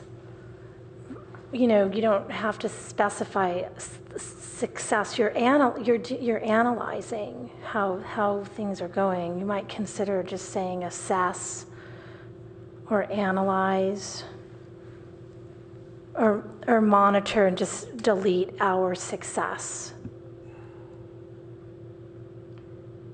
How about something like monitor preservation of local ecosystems and services to rapidly growing and changing demographic groups? Does that work? I like that. What did I just say? Anybody write that down? Demographic groups. No. Qualities to, what, anybody remember what I just said? It's in the transcript. Preservation of ecosystems. Thank you. And services. Okay, and for both B and C, we want to add a second clause saying maintain commitment to maintain the quality of parks or to maintain the range of services. Quality is what I heard. Yeah, maintain the quality, and we have those measures. I'm not sure if you want to put them in B and C or at the beginning of 3, right just before A. Oh, okay. Include and maintain a commitment for Yeah, plan will maintain. commitment for maintained quality. Or, Yeah, that's good. Okay. Then we want to add a bullet point for address the need for more parks, a bullet point for conserve habitat and ecosystems. Well, wait, I thought we were going to put the more parks into 2, and I thought we put the ecosystems into 3. So I thought we decided we don't need additional bullet points. Yeah, I'm sorry, the ecosystems is like an E under 3. You're right. Were you going to add? And we're going to try to address the figure need out for some more way in parks 2. is in 2. We're going to try to Great. figure out some way in 2 to talk about the need for more parks because of people, not just square footage. Okay, right. Were you going to add habitat as well with ecosystems? Yeah. Okay. We want to figure out a way to put our foot down about, we want to encourage them to set a limit of number of employees per square foot. And maybe that could be could that be a parenthetical somehow related to number 2? Do you think that would work? Okay. Because I think it dovetails in nicely with what Commissioner Crowley said. Yeah. All right, anything else, anything I left And out? if number 2 gets too wordy, you can also do an A and a B underneath it. Okay. All right, so if there aren't any more comments and everybody can agree to the spirit of those edits, then Ed and I can try to write it up. If you're, hopefully you'd be comfortable with us making those revisions and just sending it forward. Otherwise, we will need to come back again at a special meeting to approve it. Do you want a motion to? Yeah. I'd like to move that we accept this memo to City Council with the changes that we discussed tonight. I second the motion. All in favor?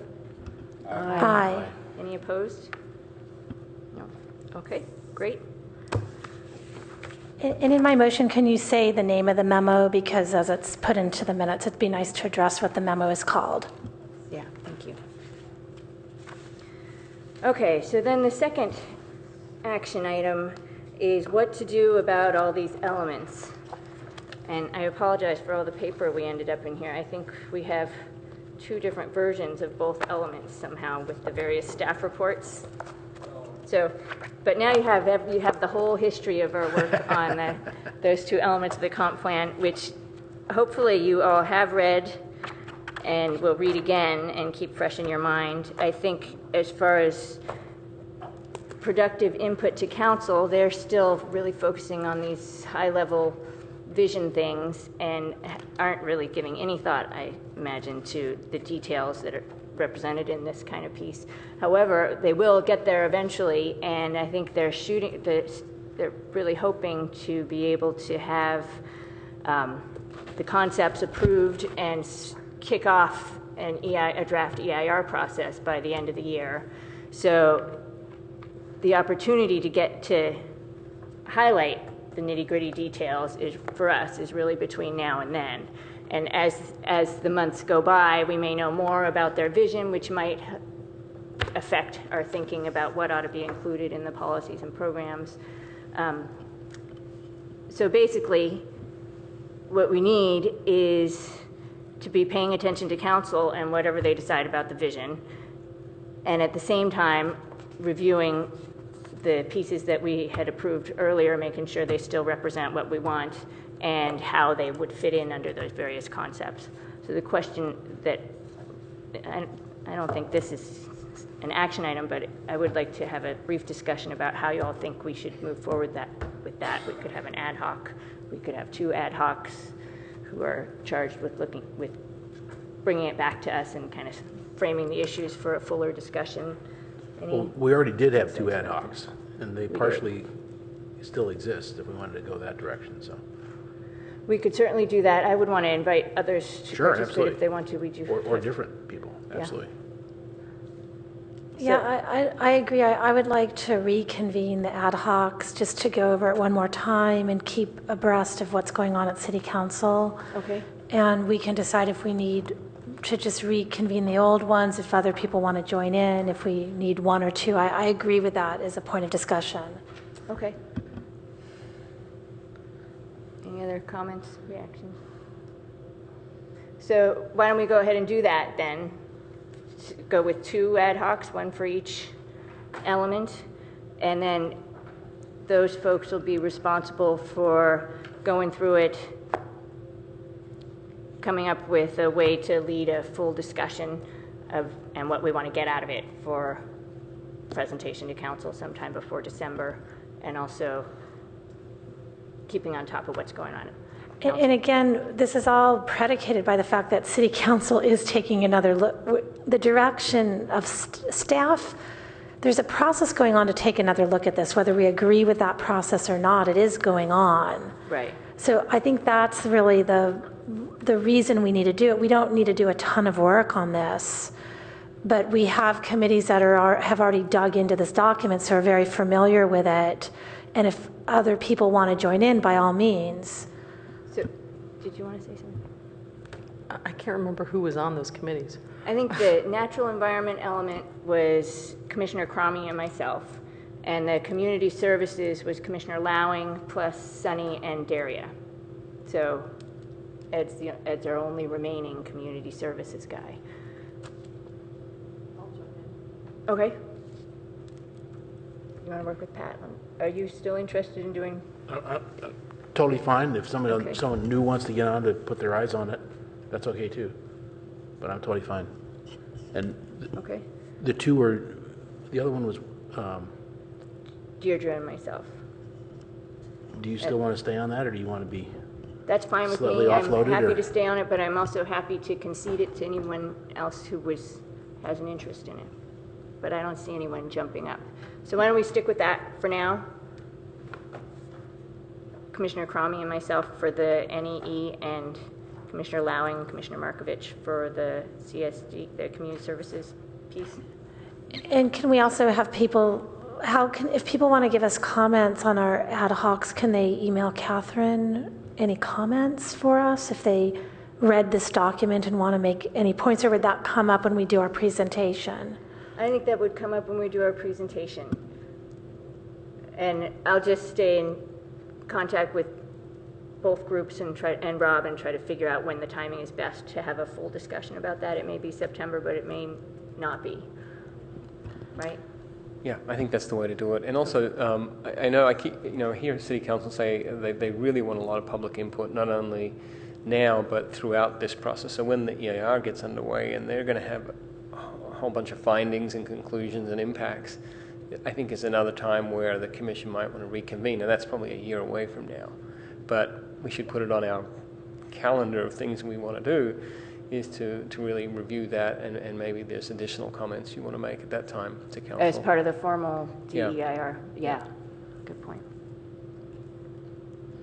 All right, if there are no more comments on this topic, let's move on.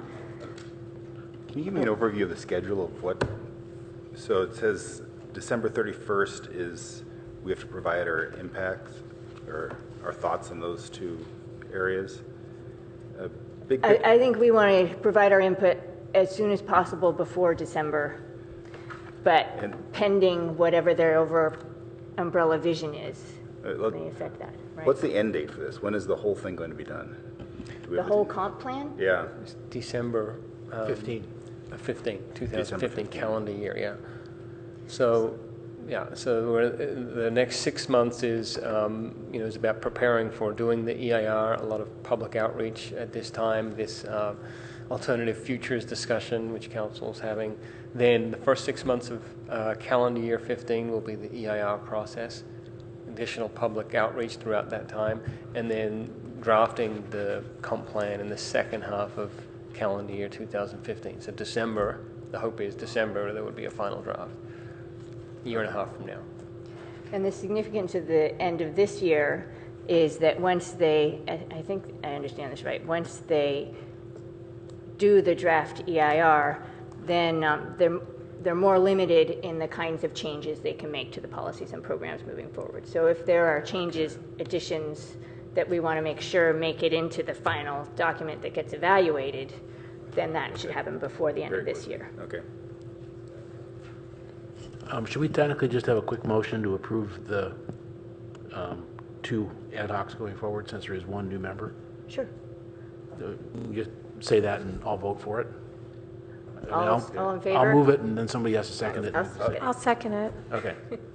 All in favor? Yep. Aye. Any opposed? No. Okay. Let's move on then to item number 4, summary of current capital improvement plan. And Rob, I think, has the lead on this with contributions from the ad hoc, and Darren Anderson as well. Let me just make some remarks about the CIP plan. The ad hoc committee for CIPs is Vice Chair Lowing and Commissioner Rechdale. And we've met over the last year and several times over the last couple of months. And one of the goals that we have is for us to involve the Commission earlier in the process of the annual capital budget and the planning process. So here we are just 6 weeks after the Council approved the current plan, which is this big thing here, and we're getting underway with a discussion with the Commission immediately. And I think that's the right way to go, so I'm happy to be doing that. It's not an action item tonight, it's more a discussion item, but we have met and we have some thoughts about what could be priorities for what we'll submit in the coming months when the planning really gets underway. But by way of background and context, we have a 5-year capital improvement plan, but the budget is only set for 1 year at a time, and the other 4 years are really a plan. The review of the capital improvement plan is structured around public hearings with the Planning and Transportation Commission and the Finance Committee. The Planning and Transportation Commission is tasked with ensuring compliance with the comp plan, and the Finance Committee reviews all aspects of the budget and to make sure that it is consistent with council direction. In the staff report, I share some things about the qualifications of what makes a capital project versus not, and also a calendar that sort of shares out how we sort of go through the process of the capital planning. And I'm not going to go through all of that, but I hope you found that informative and we can answer questions about it. We also have a section in the staff report that talks about prioritization criteria for prioritizing capital projects, because there's obviously more projects than there is funding. So the main thing that I wanted to sort of talk about really was the spreadsheet that we created. It's really intended to be the sort of full picture of the Community Services Department capital plan. This is a big document, the city capital budget. And so what we want to do is sort of draw out all of the stuff that relates to our department, so it's easy to see in one document, fairly easy to see. So that spreadsheet, hopefully you've had a chance to look at it, includes 4 sections: existing CIPs that have not yet been completed, and that's an important section because those are CIPs that have been part of a prior 5-year plan, but the time has passed and they're still not completed, and you'll notice that there's a lot there that we still need to complete. And there's ongoing CIPs, which is more maintenance, trail maintenance, other things that we know just come up year after year, so there's specific types of CIPs related to that. The third section is the future CIP plan, which is the new plan, fiscal year 2015 to 19. And then the last section in that spreadsheet is CIPs that are needs that have been identified but are not included anywhere in the plan yet. So that's sort of the structure of that spreadsheet.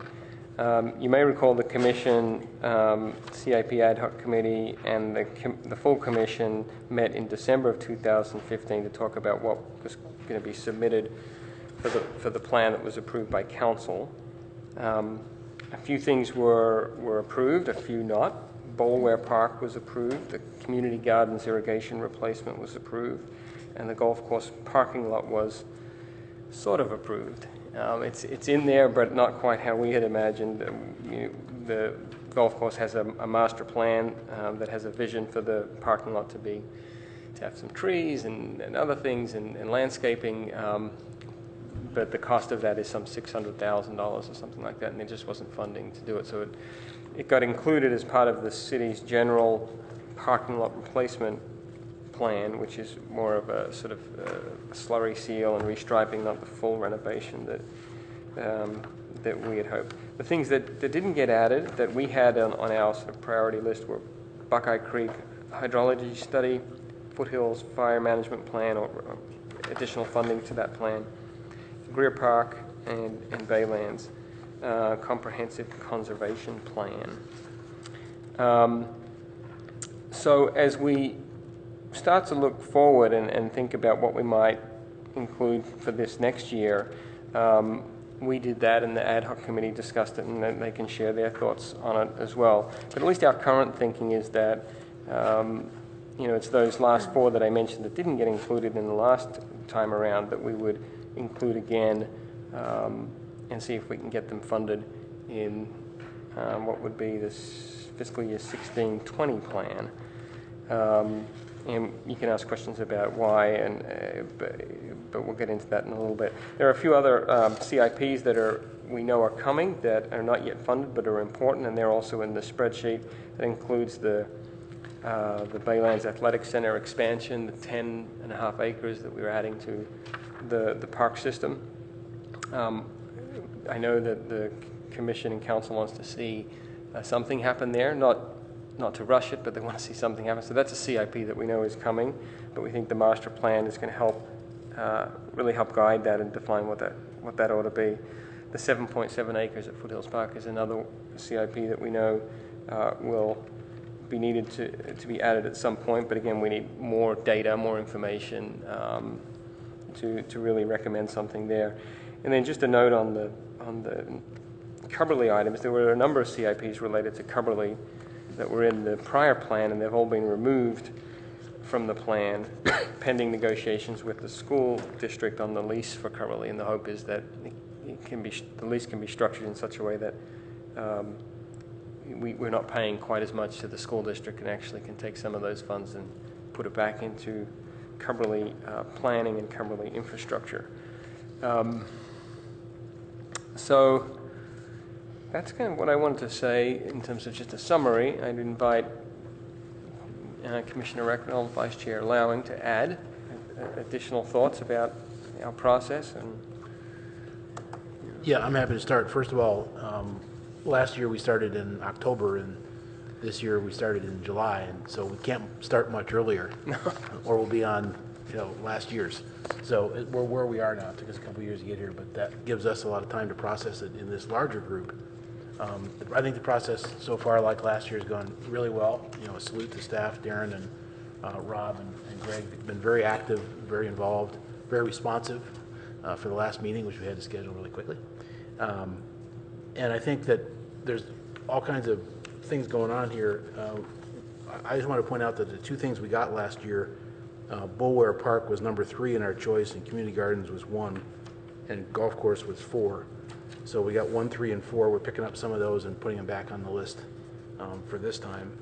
I do think that the focus here is, what we think as an ad hoc and as a city are the most important ones going forward, which is that thing under CIP needs identified but not currently in the plan.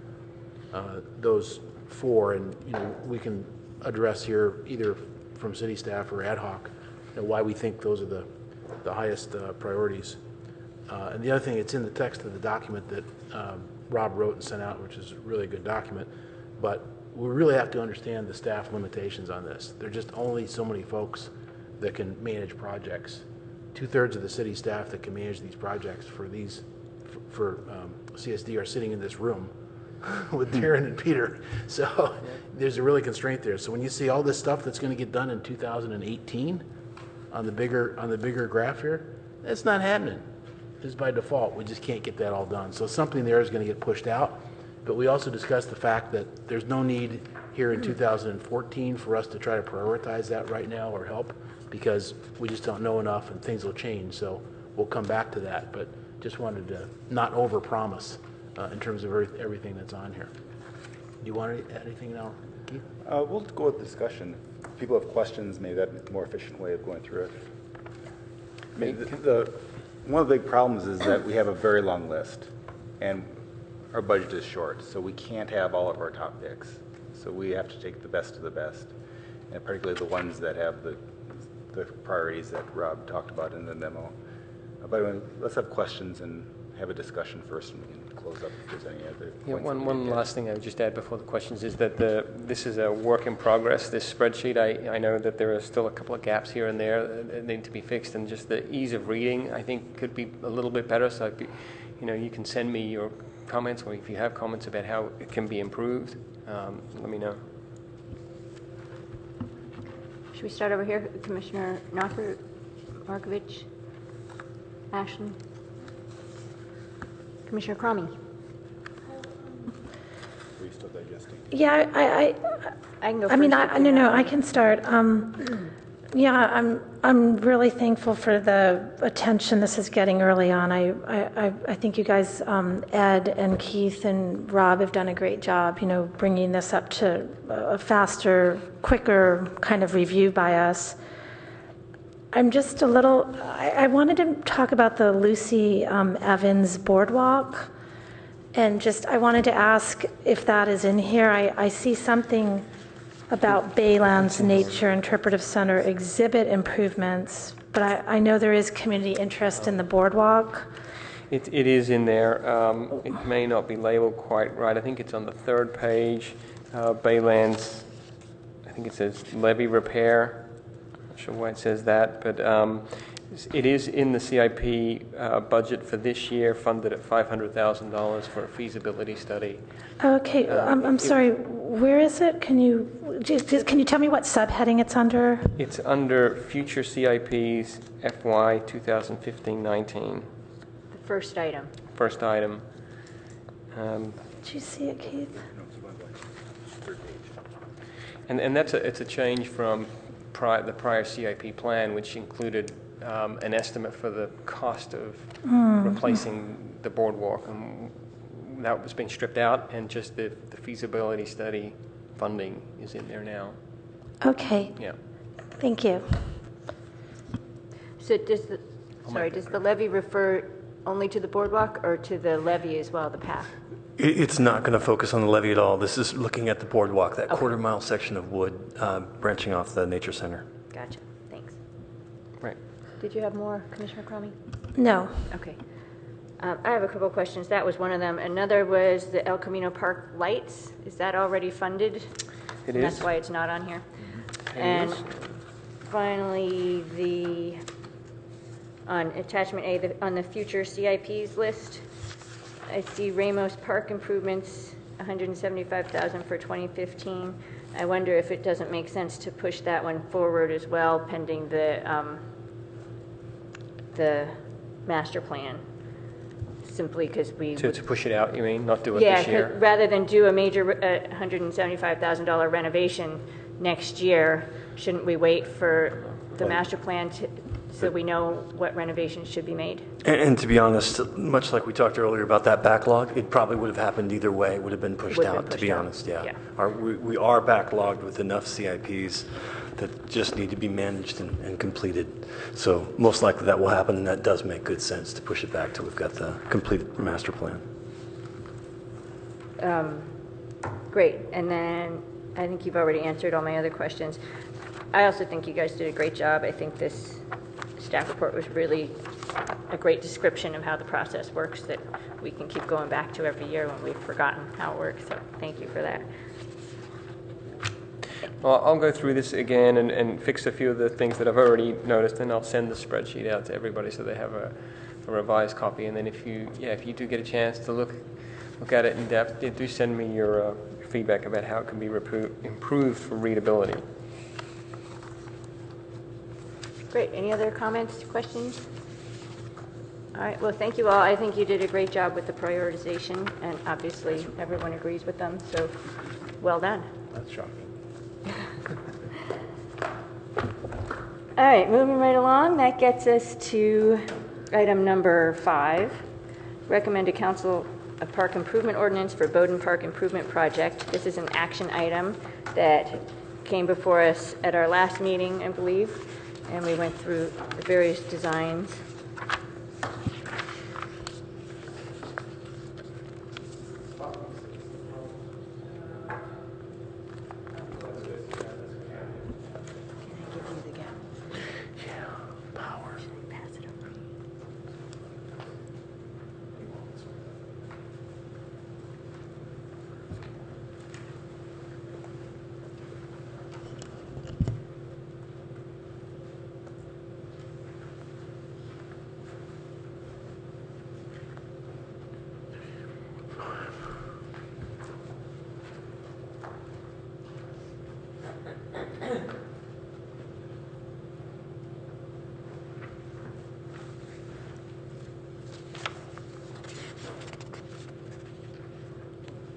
Go. She handed the gavel and said go. Did you? Okay, all right. So we have Peter Jensen, landscape architect here, that's going to lead this one. Commissioners, good evening. How are you? Peter Jensen, landscape architect for the City of Palo Alto. This is an item for the approval of, or the recommendation to approve to council the park improvement ordinance for Bowden Park. We brought the plan to the commission a few months ago and looked at the plan. There were a few points made by the commission that we did do some revisions on to the plan. The main one was keeping the sand in the playground where it currently exists now, and adding accessible walkways to specific equipment to make the playground ADA accessible, but still leaving the majority of the sand in place. There was another question about the area that is closest to Cal Ave and the playground and adding more amenities in that area. From our observation of the space, we've noticed that it kind of makes a track or ring around those trees, and kids on scooters or bikes were using that as a way to, as a kind of a little racetrack there. So we did not put any further amenities basically in that area. There is a bench that's shown on the plan that's closer to the gate and the corner of Cal Ave there that could definitely be moved and relocated more centrally to the area that could make it more usable. But for the usability of the bikes and the scooters, using that as a kind of a little track in there, and just our overall budget being so tight, no further amenities were added to that location. Other than that, the plan itself basically stays the same. So I'll open up for discussion or questions, and then allow you to proceed from there. Okay. Comments or questions? I actually had just a couple. One is, last time we talked about that sort of open space square in there that felt like there was something there before and not there anymore, and there was a suggestion maybe put little kids' bike racks in there or something, and I don't see a change there. Not that you're supposed to make every change that we comment on, but I just wondered what the answer was about that. I believe in that area is an existing tree in that spot. That's the spot that's located by the gate. It's a white square, and it's just concrete when I walk through it. Nope, in the center. Keep coming down. Nope, over to the right. Down. Now you're there, right there. No.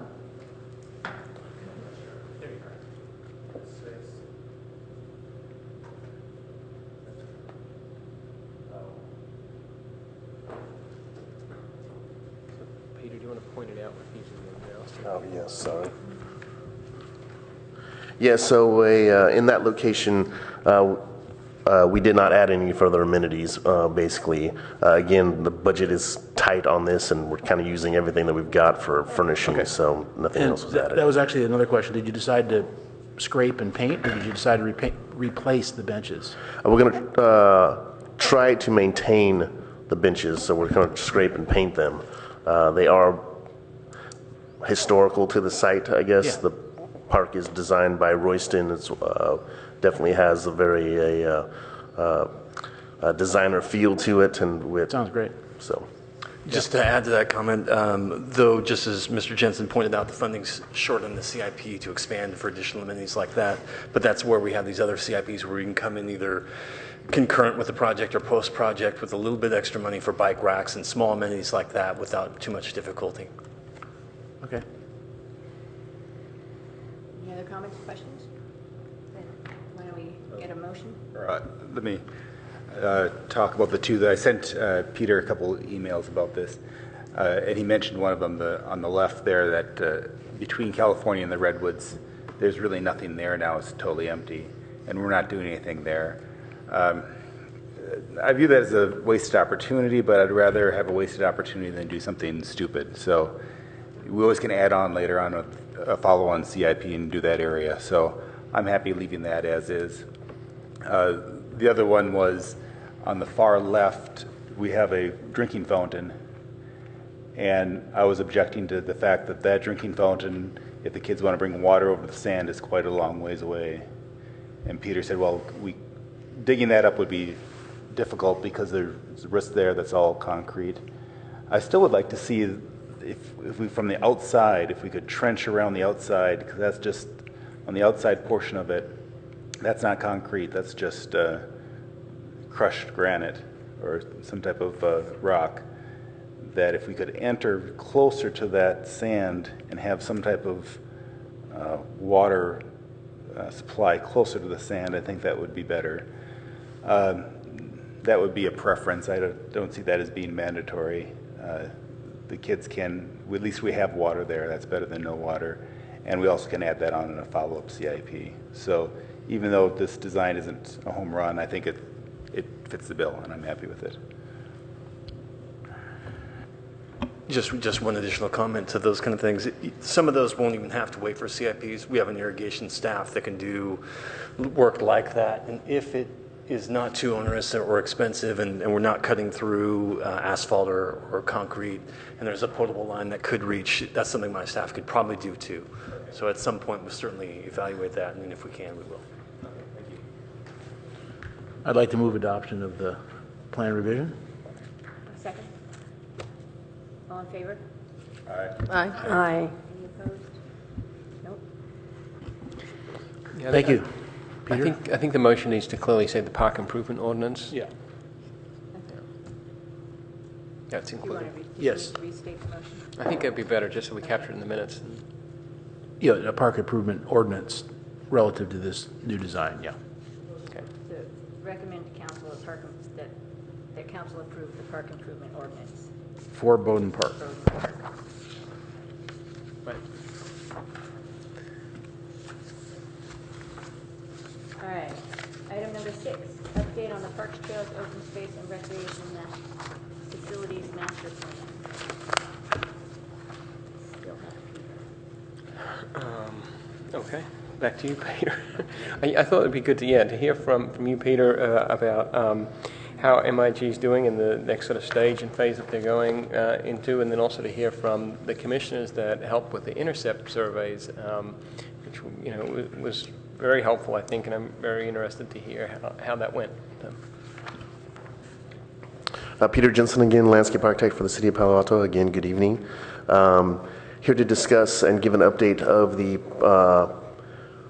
I'm just going to use the short term of the name, the Parks Master Plan. Right now, the consultant MIG is wrapping up their initial study and analysis basically of the park system, which also included the initial public outreach, as Rob touched upon, the intercept groups and the MAPIDA survey online. They're also looking at the demographics study that's going, that they're producing basically for us. That's looking at demographics and how that relates to our park and recreation system. I'm hoping to have that information as well as the analysis of what they found in the parks to you for the next meeting, so we can review basically their first initial review and analysis of the park system. The next step that's coming up will be a more broader community engagement aspect of the plan, which will be community meetings as well as the survey. I'm right now waiting basically for MIG to let me know when they're comfortable enough and when they have enough data that they feel that they want to establish those community meeting dates. So we're looking at basically kind of the 1st of October in that range of having those meetings, but I don't have specific dates for you at this time. So like I said, the initial aspect of it focused on the intercept groups, the MAPIDA. We have the full project website up. I don't know if you've been to the website in the last, I think it's been up for about 2.5 weeks. If you saw the old one and you see the new one, I think you'll see there's it's a much broader, more interactive, and it's just a much nicer webpage to deal with there.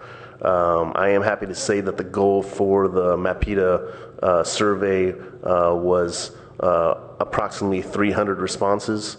The document here, which Ryan put together for us, the MIG consultant on Friday, talks about 330 responses to date till this afternoon. We have 390 responses now. So over the last few weeks, the number has quickly gone up as we've advertised and promoted that option online to do, and people are definitely taking advantage of doing it.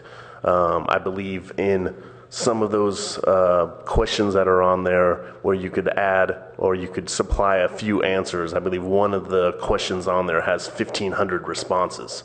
So I think it's generating a lot of good information. What the consultant really wants to do is basically get a good feel of kind of where the community is at and what's important to the community by doing this initial outreach, which will then help to construct basically the community meetings and give them kind of a guideline of what to discuss in those meetings. So our turnout for that has been very good, as well as the intercept groups where we've collected data from over 200 individuals. So those things are moving along and working quite well.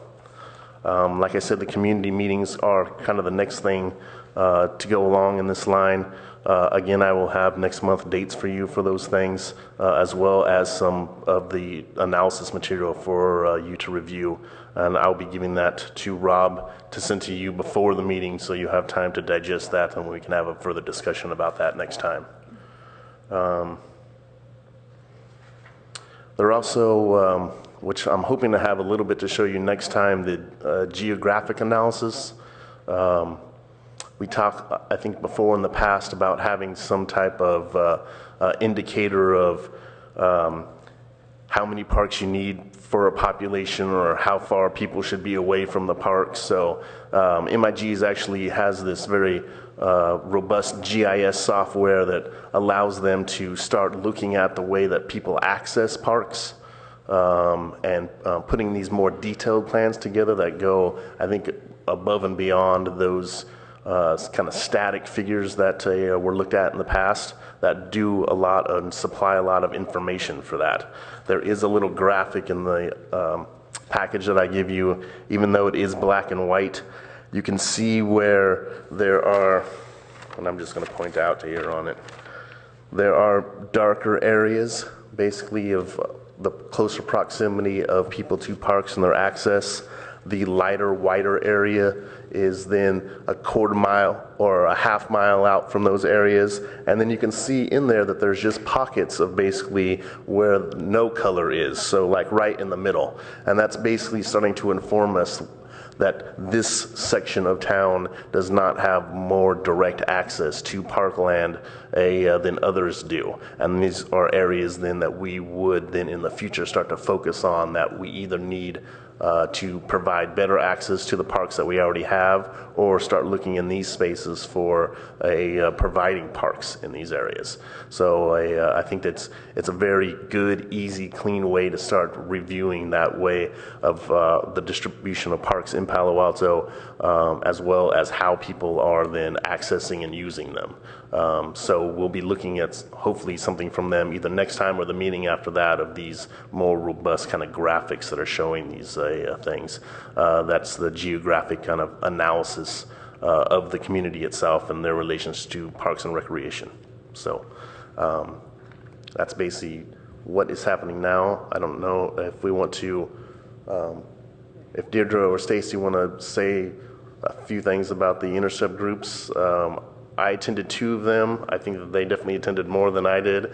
But from our event, especially at the farmers market, I thought it was very successful of getting out and speaking to people. So. Yeah, I also attended 2, one at Rinconada Park and one at the California Avenue Farmers Market. And in general, the takeaway was it was great to go out into the community, and the more that we can do of this type of effort, it was really great because a lot of the people didn't know the ins and the outs of the city process and hadn't been to meetings, but were really happy to talk about and share their thoughts and opinions. We had residents, we had people that work here, we had people that came just to the farmers market but don't live or work in Palo Alto. And I felt, from my impression of the 2 that I attended, I had a balance of people coming up and saying, I absolutely love X, Y, and Z, and other people saying, how can you do X, Y, and Z? So I had kind of a love-hate response from some of the people. Yet when they came to putting their dots on the board to indicate which things they valued, like recreation or health and exercise or building community, that all seemed really, really positive. We only wrote a few additional comments on the boards of things that weren't represented on the boards to begin with. I did find that the adults that we spoke to even had difficulty locating where they live on the map because the parks were so visible and they think more in terms of street intersections. So even though we really didn't talk to very many parents of young kids who use the parks more, so a lot of times they would say, oh, we used to use this park, but our kids are grown. But they did talk about the things that they did use, such as the bike trails, recreation on Stanford, and they were all very happy to be on California Avenue Farmers Market. I think that proximity to the parks and the view that people appreciate and the fresh air that they appreciate was something that they expressed, even though it wasn't tied to anything specific that we were doing right or doing wrong. I just generally found happy people and a few complaints thrown in there as well. I don't know if Deirdre. Yeah, I'll just add on. I attended 3 of them. So in addition to I attended California Avenue, Cogswell, and Rinconada. And it was a really positive experience. I'll just echo what Commissioner Ashland said. You know, people were really happy to interact with us. They told us that they liked the display of the boards, that it was easy to interact with. So I think it was inviting and a useful tool. So it was a really positive experience. I was always looking toward the demographic groups we were getting, just hoping we were getting a reasonable distribution of people. And I would say at the farmers market, we really achieved that. Many different race representations, age, gender, people living in Palo Alto, out of Palo Alto. Cogswell Plaza, we got more of the working population, which is really great. So I think it was a very successful activity. I just feel like it's going to be really interesting to see the data that comes out of it because, you know, there were definitely things emerging, you know, at each of the sessions. It wasn't just flat. It was a series of questions where people could put dots, colored dots on things that they liked. And there were things, you know, it was exciting to see some things popping out. And I also enjoyed the new ideas because there was a section where people could write in things that weren't represented on the boards. And there are definitely things that I had never thought of. And I really enjoyed that part of it. So thank you for helping us do these intercepts. It was a great experience. And I will add that the consultant is also preparing the analysis of the intercept groups that I will have for the next meeting as well to share with basically everyone on what the responses were. I think interesting too, with the map board itself, when people put their dot on where they lived and where they worked, that it was a good distribution through the entire city. It didn't focus on one general area. So I think we got a lot of good feedback from basically the community as a whole, which I was happy to see. Any comments from other commissioners or questions? I have a couple questions. I'm interested in hearing or seeing a summary of how the stakeholders group meetings went. There were 2 of those, right? So I know that happened. There was one. Just one. Okay. So that happened a while back. I would love to see kind of a summary of how that went and what we heard and from whom. Also, the surveys, we have a survey ad hoc as well. I don't know if any work has begun on that yet, but I'm a little anxious that we're not going to know anything about or weigh in on the content of the surveys until they're already out. Actually, I will be contacting the survey, which is, again, Commissioner Ashland and Cromie about that to set up a meeting for it so we can start reviewing. The consultant has prepared the initial survey questions, and we can basically get our teeth into that and start looking at that. And we'll meet with the stakeholder group first, and then that'll be something else that we'll be discussing either at the next meeting or the meeting after that as well with the whole commission and looking at that. So that is something we'll be preparing. Okay, great. When is the survey go out? The survey we're looking at now going out to be in November, basically. So they're just 2 months to sort out all the details. Okay, anything else? Thank you very much, Peter.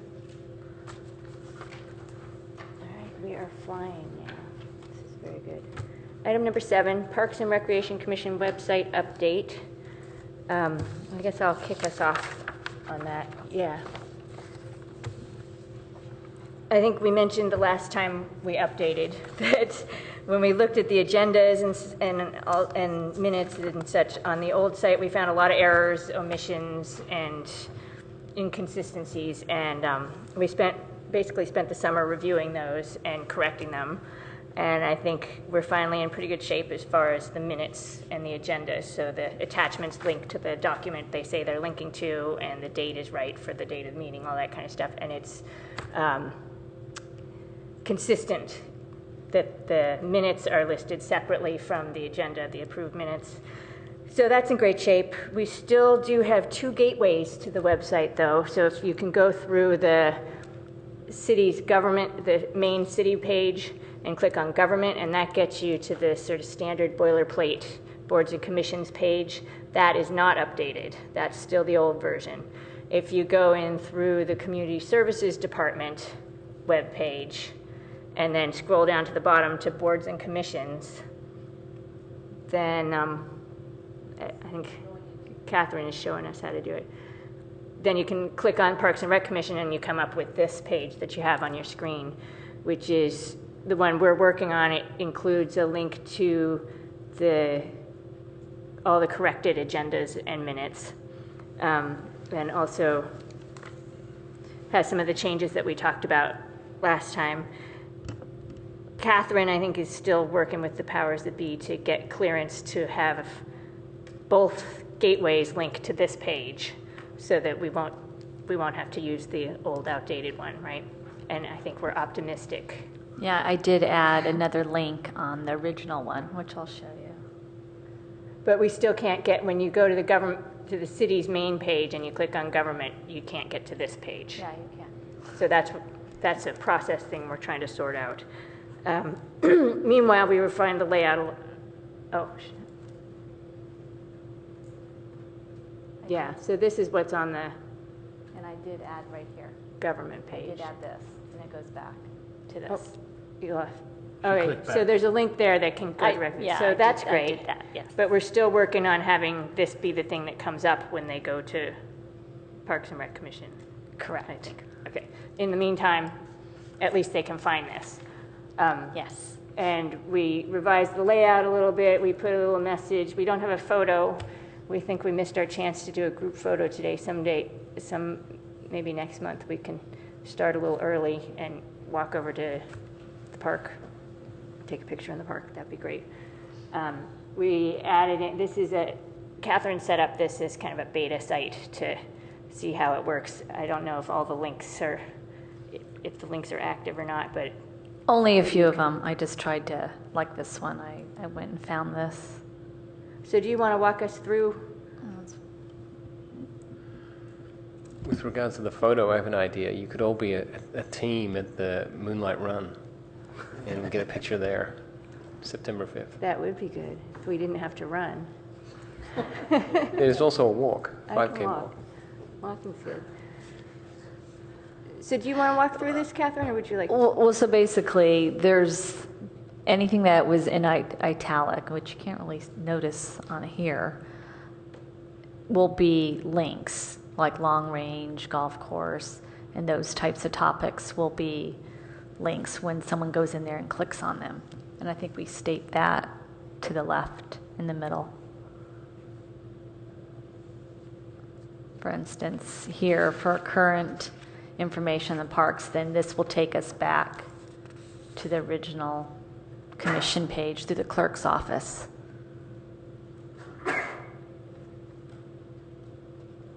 Which has all the information on here. And I think with the pictures that were just taken today, in your bios will be probably links to your names where people would just click onto them. I think that's how it's going to be set up through the clerk's office, right? Okay. Yep. So I guess we just wanted to throw that out to you. That's where we stand. You had in your packet a printout of basically this page that Catherine has up there. If you have any comments, suggestions, things where we're just on the wrong track and you hate this part of it, we should do something completely different, that'd be helpful to know now. Commissioner Markovich. It's just two pieces. It says, in addition, we're exploring a pilot program, and farther down on it says what to do with the 7.7 acres of soon-to-be dedicated, it should be newly dedicated parkland. Yeah. And on the back side of this page, regarding when your email becomes public record, the end of that sentence should be in your correspondence to the commission, not to council. Yes. Oh, thank That's you. the only two changes I had. It was a copy and paste. Yeah.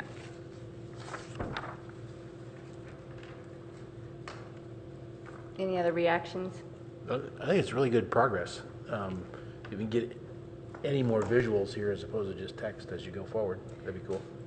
Yeah, we're going to definitely do the commission photo, and then it's going to come down to a matter of space, I think, whether we can add in, how much we can add in, or what we would have to give up, and maybe we'll put before you all when we get a little closer to a final. I just had a question. Yes. Where are we going to put correspondence to our commission? Could we store that anywhere where we could find it again when people write to our commission? It's That is on our list. It's sometimes really nice to get to go back to letters from the public. Can we cache them anywhere where we can find them again? I think we already have something on the other page, which obviously will be linking back. And I'm also under having here. trouble with these multiple pages, I guess. It gets kind of confusing to have multiple pages because some of them are dead ends. When a member of the public comes, we don't want them to get to a dead end page that doesn't list our agenda and minutes. Exactly. So are we eliminating that kind of dead end? That's what we're working on right now. Okay.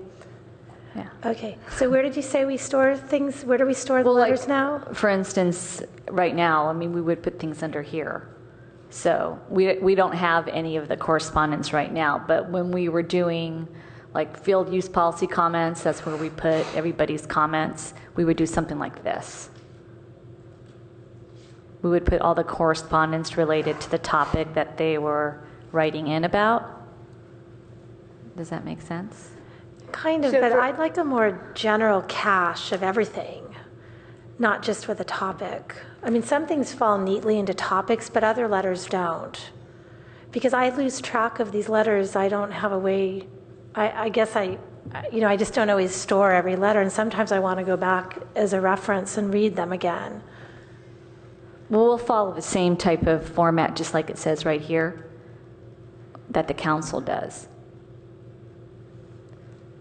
Yeah, that tells us tells people how to write to us, but I think But it also states how it will be distributed, and it will be, if they miss your meeting, it will be in a packet and so forth. I think what Commissioner Cromie's looking for is a link on the page where we can go and find old emails or communications from the public that's not necessarily sorted by a particular topic, but like the topic-related ones, right. We would have just a link on this page, probably on the right or the left, that we can do that. Connects to the whole list. Right. I think we can do that, right? Yeah. We had talked about two different ways. One would be strictly by date order of correspondence, and the other would be topic grouped, but we have further work to see if that's possible, where you can get all the correspondence over time related to a particular issue. But that's to be resolved. And along those lines also, the other thing I think is really critical for us to find as commissioners are our past recommendations to City Council. As a commissioner, I sometimes want to refer back to those, and we don't do many recommendations. It's a small list can we have a place where those are cached? I think, isn't that what we were going to do with the topics? We were going to put those with the topics. So if you were interested in the golf course, you could go to the golf course link, and that would include our recommendations and staff reports and Anything related, yeah. design. Okay, yeah, if they all fall neatly into those categories. For instance, I know we made a recommendation long ago on the bicycle pedestrian bridge. We've only, since I've been on the commission quite a number of years, and we've only made 4 or 5 of these types of recommendations. So I think it'd be nice just to have them in a grouping that isn't parsed out. You can parse them under a topic, but I just think it would be really nice to have a historical document that has those personally, because it shows some of our good work. I agree. It can be done. Any other input? Reactions? Did you have anything you'd like to add, Stacy? Did we cover everything? I think we're good. All right. Then we will carry on with this and hopefully have something more to tell you next month. That gets us to item number 8, other ad hoc committee and liaison updates. And we have, we can start with the commission outreach and communication.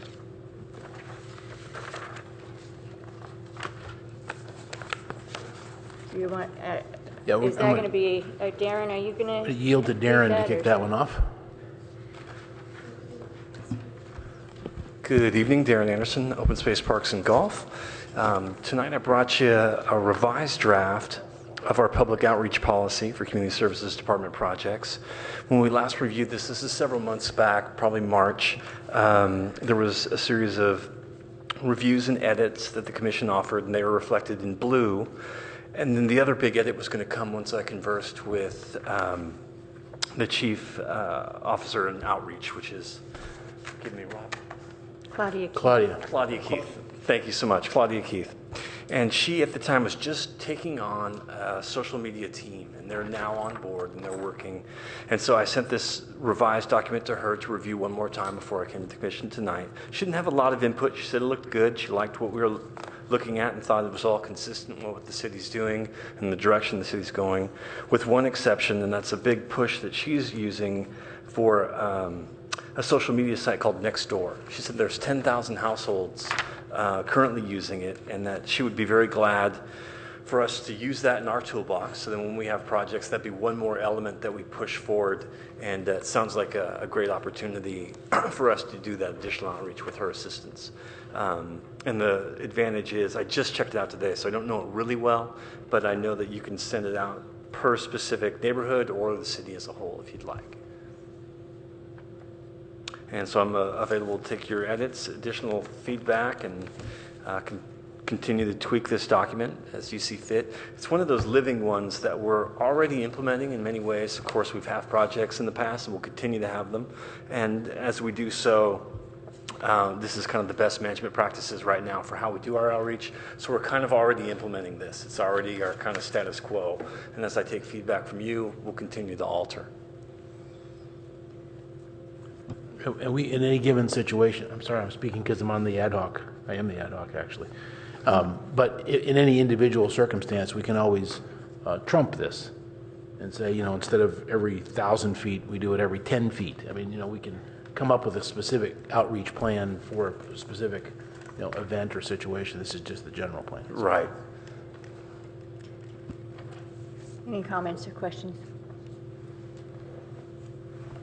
I have a question or a comment. I should know which it is.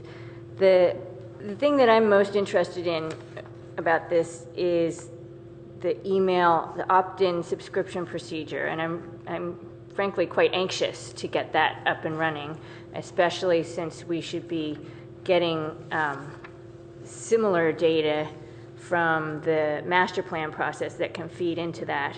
So I'd like an update on where we stand, what are the next steps, what's our timeline to be able to have a functional opt-in system where we can send people to sign up to get emails about what's going on.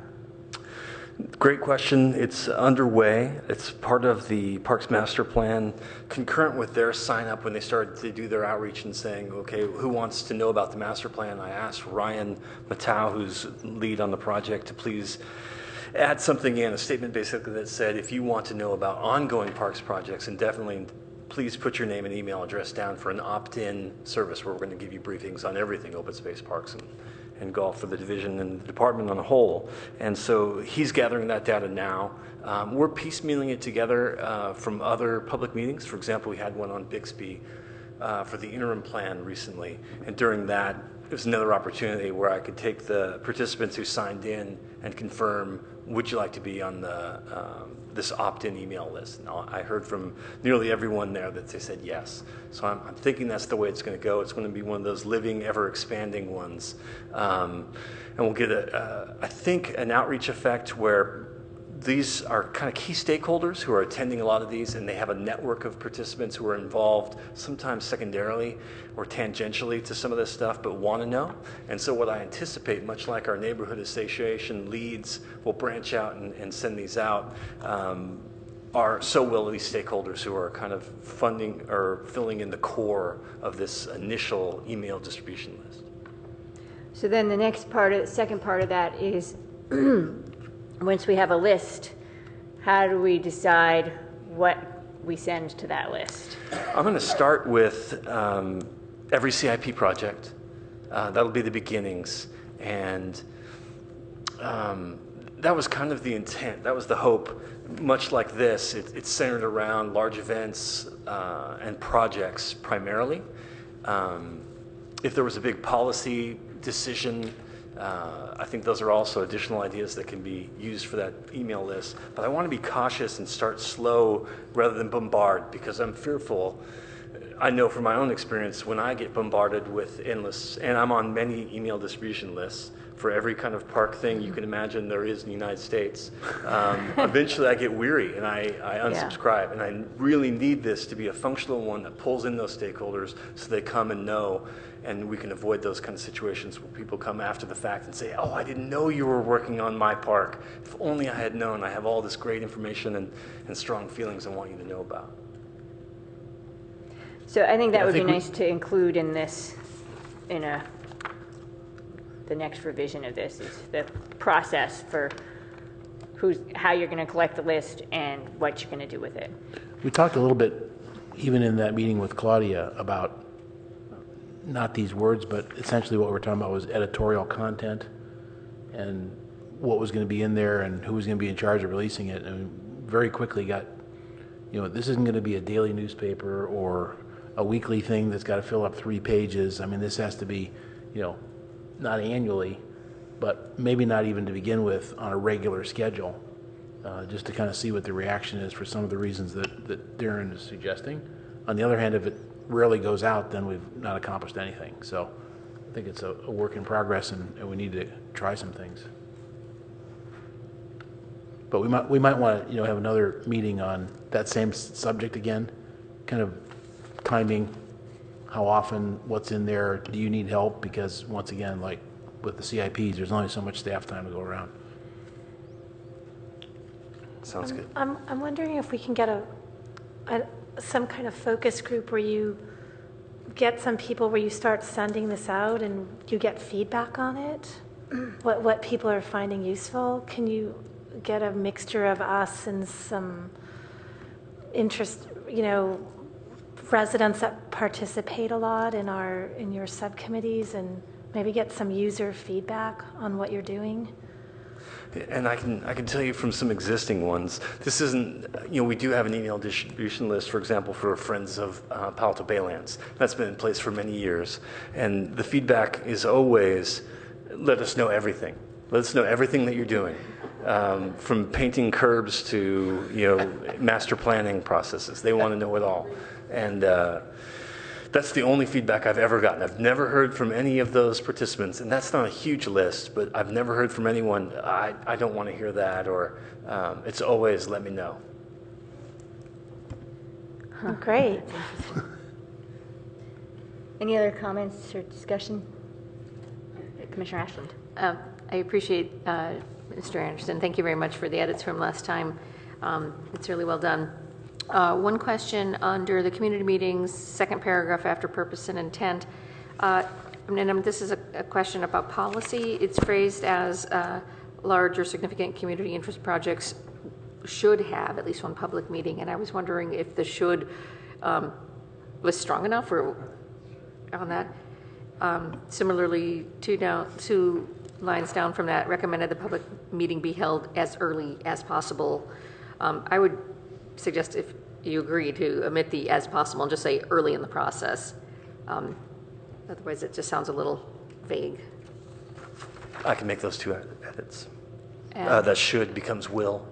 Yeah. Great, thanks. And on the reverse side, the use of the next door system, we get those emails in the Barron Park Neighborhood Association list. We get like a digest of what came out on Nextdoor. So I'm wondering why it's listed under social media as opposed to a form of email, because it's...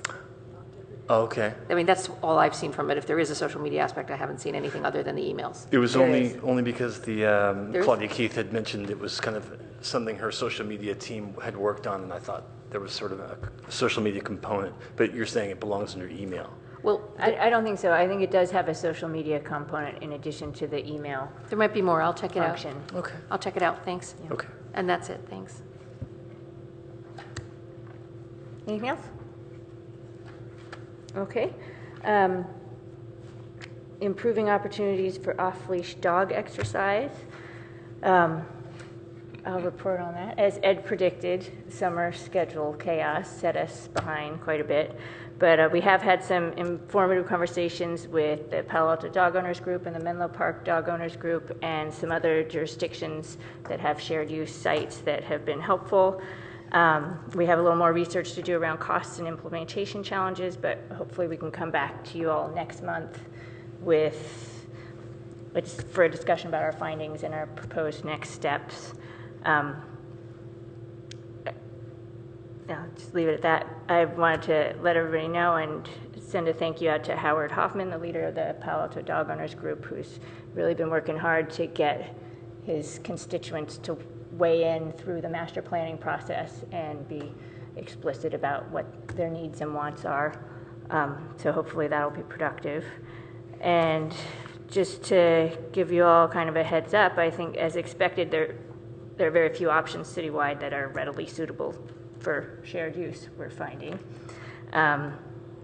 So it's unlikely, I think, that we'll get a good geographic distribution or that piloting simultaneous sites would necessarily get us what we want. So we're trying to struggle through that and figure out what we can propose for the commission to consider, and that'll come back next month. That's it for dog parks, unless Abby or Darren, you have anything to add? No. Okay. Any other ad hoc committee and liaison updates? I have just one more. Bixby Park, the community services and public works staff and consultants held a stakeholders meeting. They proposed a layout for the trails and habitat on the newly capped Bixby area. I think they're deciding to go with a pilot process to see how it looks and fits together rather than a formal site and design process. You can correct me if I get any of this wrong. They're proposing an interconnected network of trails and habitat islands kind of across the surface with a particular focus on attracting breeding pairs of burrowing owls. I think the stakeholders that were present were mostly environmental groups. They were generally liked the plan. They asked for revisions to the trail network to reduce impacts on wildlife and to add some dead-end viewing locations for birders and such. And I think the consultants are now integrating all that input, and we're going to see a plan before the commission sometime soon. Is that right? Yes, that's all correct. The only addition to that is during that stakeholder meeting, one of the components of the plan that was sort of conceptual at this point, very conceptual, was expanded parking. A number of the stakeholders and frankly staff for many years have recognized that the parking at Bixby is limited. It's got 20 stalls, but we've added almost 100 acres. And that's a significant expansion of open space for an already underparked area of the preserve. It's a 2,000-acre preserve. And so there's a little challenge in there. How are we going to do that as part of an interim plan? We found a little area we thought we could grade out and add some 20 additional stalls. And now we're working with planning to see, does that fit in with the interim plan time frame? And we're not quite so sure yet. That might end up being a concept that has to go through a full site and design that could take upwards in a year or longer. And that's the kind of thing you would want to save for the master plan that would come at a later date, because we need to implement this now. We can't wait and leave that significant piece of land on hold while we sit in planning meetings and defer it. So that one's still up in the air. We're working closely with planning staff to try to figure that out. Thank you.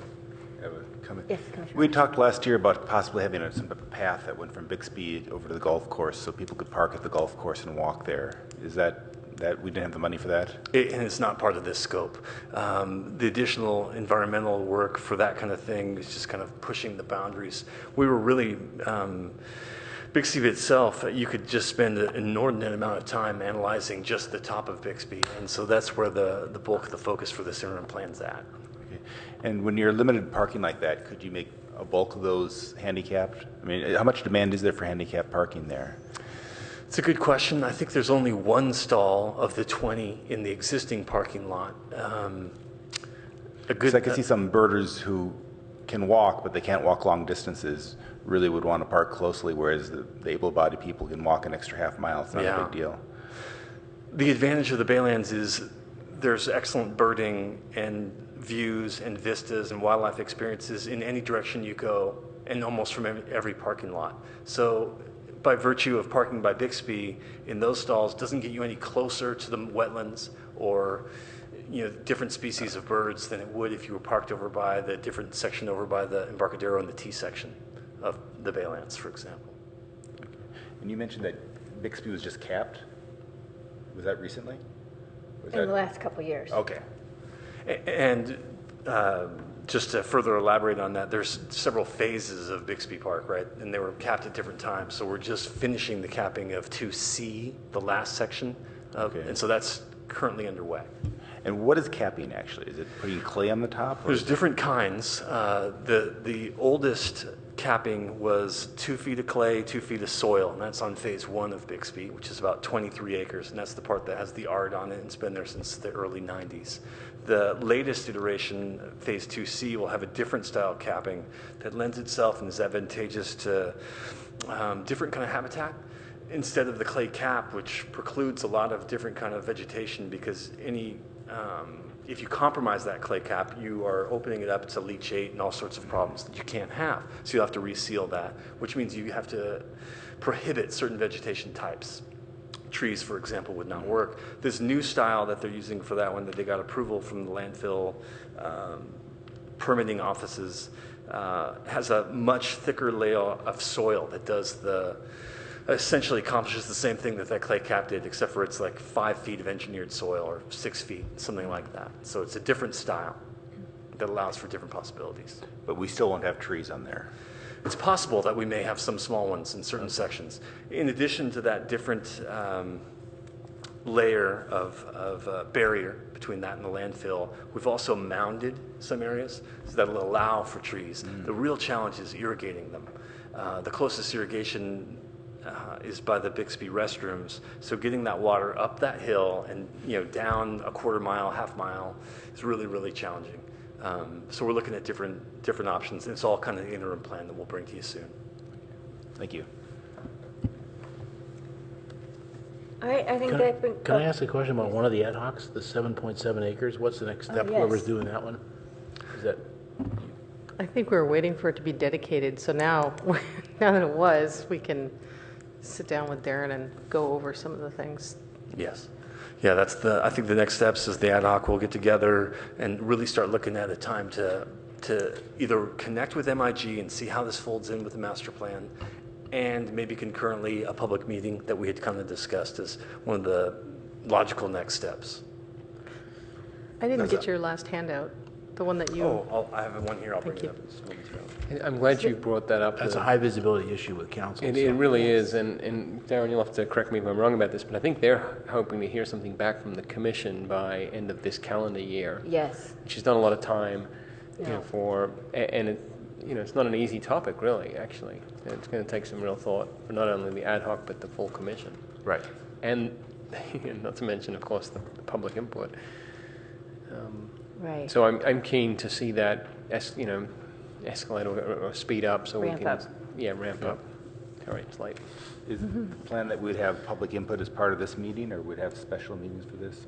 I think the ad hoc is supposed to be coming up with a plan for how we're going to do that, and I think a public meeting, we hope to be part of it. And I'm not sure what else is on the table. Yeah, I think those are the two key things. Is we want to expedite the process, we want to involve the public, and it just makes good sense to tie it into the master plan. To exclude this significant piece of land from a process that's underway right now it just doesn't make sense to me. But maybe there's a way to do it expeditiously, and I think that's the conversation the ad hoc committee, myself, and Peter Jensen, perhaps Ryan from MIG, the master plan consultant, can work out together. So I would suggest that we can't wait for the master plan before getting back to council with some recommendation, but a possible tie-in that would be useful is to make sure that they're building in survey questions that get at this specific issue, because we will have that data in, hopefully in the nearish term. I think the surveys go out in October, Peter said, so. Or maybe not till November, but I think that you're thinking, Earl, I agree with that we need those kinds of questions. Figure out how we can collect how they can solicit and we can collect feedback in the short term through the master plan process that then can feed into our deliberations here. So let's put that on the agenda, just moving ahead well, I won't move ahead. We'll do comments and announcements. And Who else is on that ad hoc? Okay. Okay. Anything else on ad hocs? All right, comments and announcements. Anyone have comments or announcements? No? I just wanted to announce that the low-cost spay and neuter clinic is back open for animals in town, which I think is really important on issues of feral cats. So I'm glad to see that's back up and running again. Great. Yes. I went over to look at Bowden Park for this proposal that we talked about earlier. And we have that big green area right along Alma that really is not used, that grass area. But yet we're still irrigating that. Could we let that go brown? I mean, if you have a grass area that you don't irrigate and it gets heavy use, then the grass gets damaged. But on low area stuff, or low area lawn, you could let it go brown, couldn't you? That's a great question. Right now, the city's just assembled a drought response team. Miguel Chacon, my irrigation supervisor, and myself are on that team, along with utilities, employees, and several people from Public Works. And as we looked at our response, our next level response, we've already implemented several things, initiatives like turning off water features in our parks. So a lot of the water features are off. We've discontinued practices like water brooming, which is the best management practice for cleaning tennis courts. You take a hose and it ties to a special piece of equipment and it spray cleans it, gets all those pores on the tennis courts clean that otherwise would clog it with dirt and gradually deteriorate. So we've abandoned that technique and gone with blowers like people typically do during droughts. And so those kind of things are underway right now. We've also implemented something similar to what you're talking about, where we take aesthetic turf. It's not used for play, it's not used for warm up or practice or really much of any recreation. And this is often roadside, between curb and sidewalk, or little bits and pieces around facilities like Lucy Stern, and we'll sod cut it, put down mulch, and leave it be. Or if it lends itself to it, native plantings with drip irrigation. Both great alternatives to irrigating turf. So your question is, what about these larger turf areas? Could you let it go completely brown? Usually not. The aesthetics of that will draw so many complaints that it's better to cut it out and lay down mulch. What also happens is you let it go brown and eventually it fills in with weeds. and sometimes it's a challenge. Occasionally at places like Foothills Park where we've let little segments go, sometimes it wasn't intentional, but what happens is the ground starts to crack and open, and in places like Foothills, for example, what happens is yellow jackets move into those cracks. They're ground nesters, and it becomes another kind of issue you've got to mitigate. So yes, that is kind of on our tiered response of what we're going to do next is one of those things, is look at those aesthetic turf areas, let them go, but typically through sod cutting and remulching, or if the funds allow, put in native landscaping and bubblers. And do we have an estimate of how much water we're using this year compared to last year? No, I don't. At the golf course where we really are down to the gallon on how much we're using and really monitor, as I was talking with our superintendent who's gone to extraordinary lengths to, especially in light of the fact that we're closing the golf course. So he's looking at every possible head. And we kind of looked at that data. What are the metrics? Can we determine how much we've saved relative to last year? But it's not a good comparison because of the dynamics of the weather, especially at a place like a golf course, where the weather changes, whether you've gotten good rain, whether it's super windy, whether the relative humidity is high or low, can dramatically affect how much water you've got to put down to keep the turf alive. So the metric that we came up with that was most poignant is rather how many irrigation heads did you have in play that you were using to keep the turf green?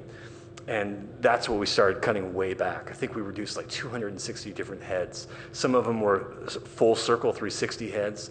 And those outer rough areas, if this table, for example, were the golf course, and you had a 360 head here that was irrigating this whole area, we've changed them to 180s and let that all go. So expanded those roughs that were kind of aesthetic, and where possible, let them go brown. So we've been doing that, and we are looking at additional areas. The parks are kind of that next tier, because that will be an impact to the aesthetics. People will be upset, and so we're kind of poised for that, and we're highlighting the ones that are the easy pickings, ones that lend themselves to covering up with mulch. The last challenge I'll bring up on this one is when you let it go, taking it back is bigger than just turning a switch. So you let that go brown, you come back next year, and it's not as simple as programming back in an irrigation cycle. It won't come back like that. Most of your valves function and work well in irrigation systems when they're used regularly. So almost all those will jam up, which happens all the time in regularly used irrigation systems. But you abandon one for a year, and you're looking at a very high failure rate, so significant repairs to get the system up and running again. In addition to that, you can't just, you would have to rototill that whole area, reseed or sod. It's a long and involved process to bring it back if you want to. I grew up in the Midwest where most of the parks, apart from athletic fields, most of the parks were not irrigated. And if you went a few weeks without rain, it just browned up, and then as soon as it rained, it greened back up again. Was it just because there you're talking a month or two as opposed to letting it go dry for 6 months? Or? Perhaps. In some areas, we've been discussing this at length. And for many years, not just in the drought, it was also pending the water rate increases. So this isn't new for us to be discussing or kind of brainstorming. And yes, you're right, because some areas you can let go and it'll regrow. It'll grow back with just weeds, typically. So the turf grasses you've got there will die and not come back. They won't green back up after you let them go, a month or 2, 3. But the weeds will come back, and you can mow the weeds, and you'll have a green-looking carpet, but it won't hold up well to play or things like that. Okay, thank you. You bet. All right, I think that moves us to tentative agenda for September. Or do you have some? Just a couple that I have to bring up. The things that are happening in September. I didn't mention the Moonlight Run, but if you haven't been to there, you do attend that. There's a Brown Act training coming up on September 18th. I wonder if we forwarded that out to everybody. Has everybody seen that? It's a 1-hour training from 6 to 7. And we can send that out again. September 18th. Mandatory, or if you every year you have to do it? Is it every year or every 2 years? Every 2 years, I thought. I think it's every 2. Yeah, so I did it last year, so I don't have to do it. Yeah. Sorry. This year, right. And we will be going back to council to give them an update on the golf course and how to proceed, because we still don't have our permits at this point. It's getting to the point where we've lost so much good weather for construction that it's going to be really challenging to proceed. So that's going to be a significant staff report and discussion with council, that I'll make sure you get the staff report and an update, but that's going to be September 8th, if you're interested. Mitchell Park Library, end of September? I was end of September. I wish it was well, no, we are going to move, staff will likely start moving in by the end of September. The grand opening for the Mitchell Park Library Community Center will be just December 6th, which is a Saturday, and a big celebration, and we'll be celebrating all the month of December. So that's the grand opening, December 6th. Between now and end of September, we'll move in all the library stuff and all the books, and yeah, very exciting. Okay. Tentative agenda for September 23rd meeting. Sounds like hopefully we will have a report back from the 7.7 acres ad hoc on where we are, where we're going, and how fast we can get there. King Plaza, is that coming back to us? Possibly, yeah. It's either next month or the following month is what Peter said. So if it's ready, we'll bring it. And master plan update, is that going to be, should we just have that as standing item? I think so, yep. Yeah. Dog parks, we should have a dog park item. Anything else? Gardens? Gardens should come back. Okay. If possible, we should probably try to look at those elements, the 2 elements, before next month. Yeah, so maybe have a report back from the ad hocs on the elements as they currently stand, the comp plan elements. Oh, yeah. I think that's very good. Yeah. Yes. All right, I think that's enough. I was wondering if at some point we can bring in the sustainability czar to speak to us. Can you look into that, Rob? I certainly can, and that reminded me, I also thought about bringing in Lacey or one of the rec staff to talk about the summer that just passed and all of the activities that might be interesting. Just a short 10-minute presentation. Okay. Great.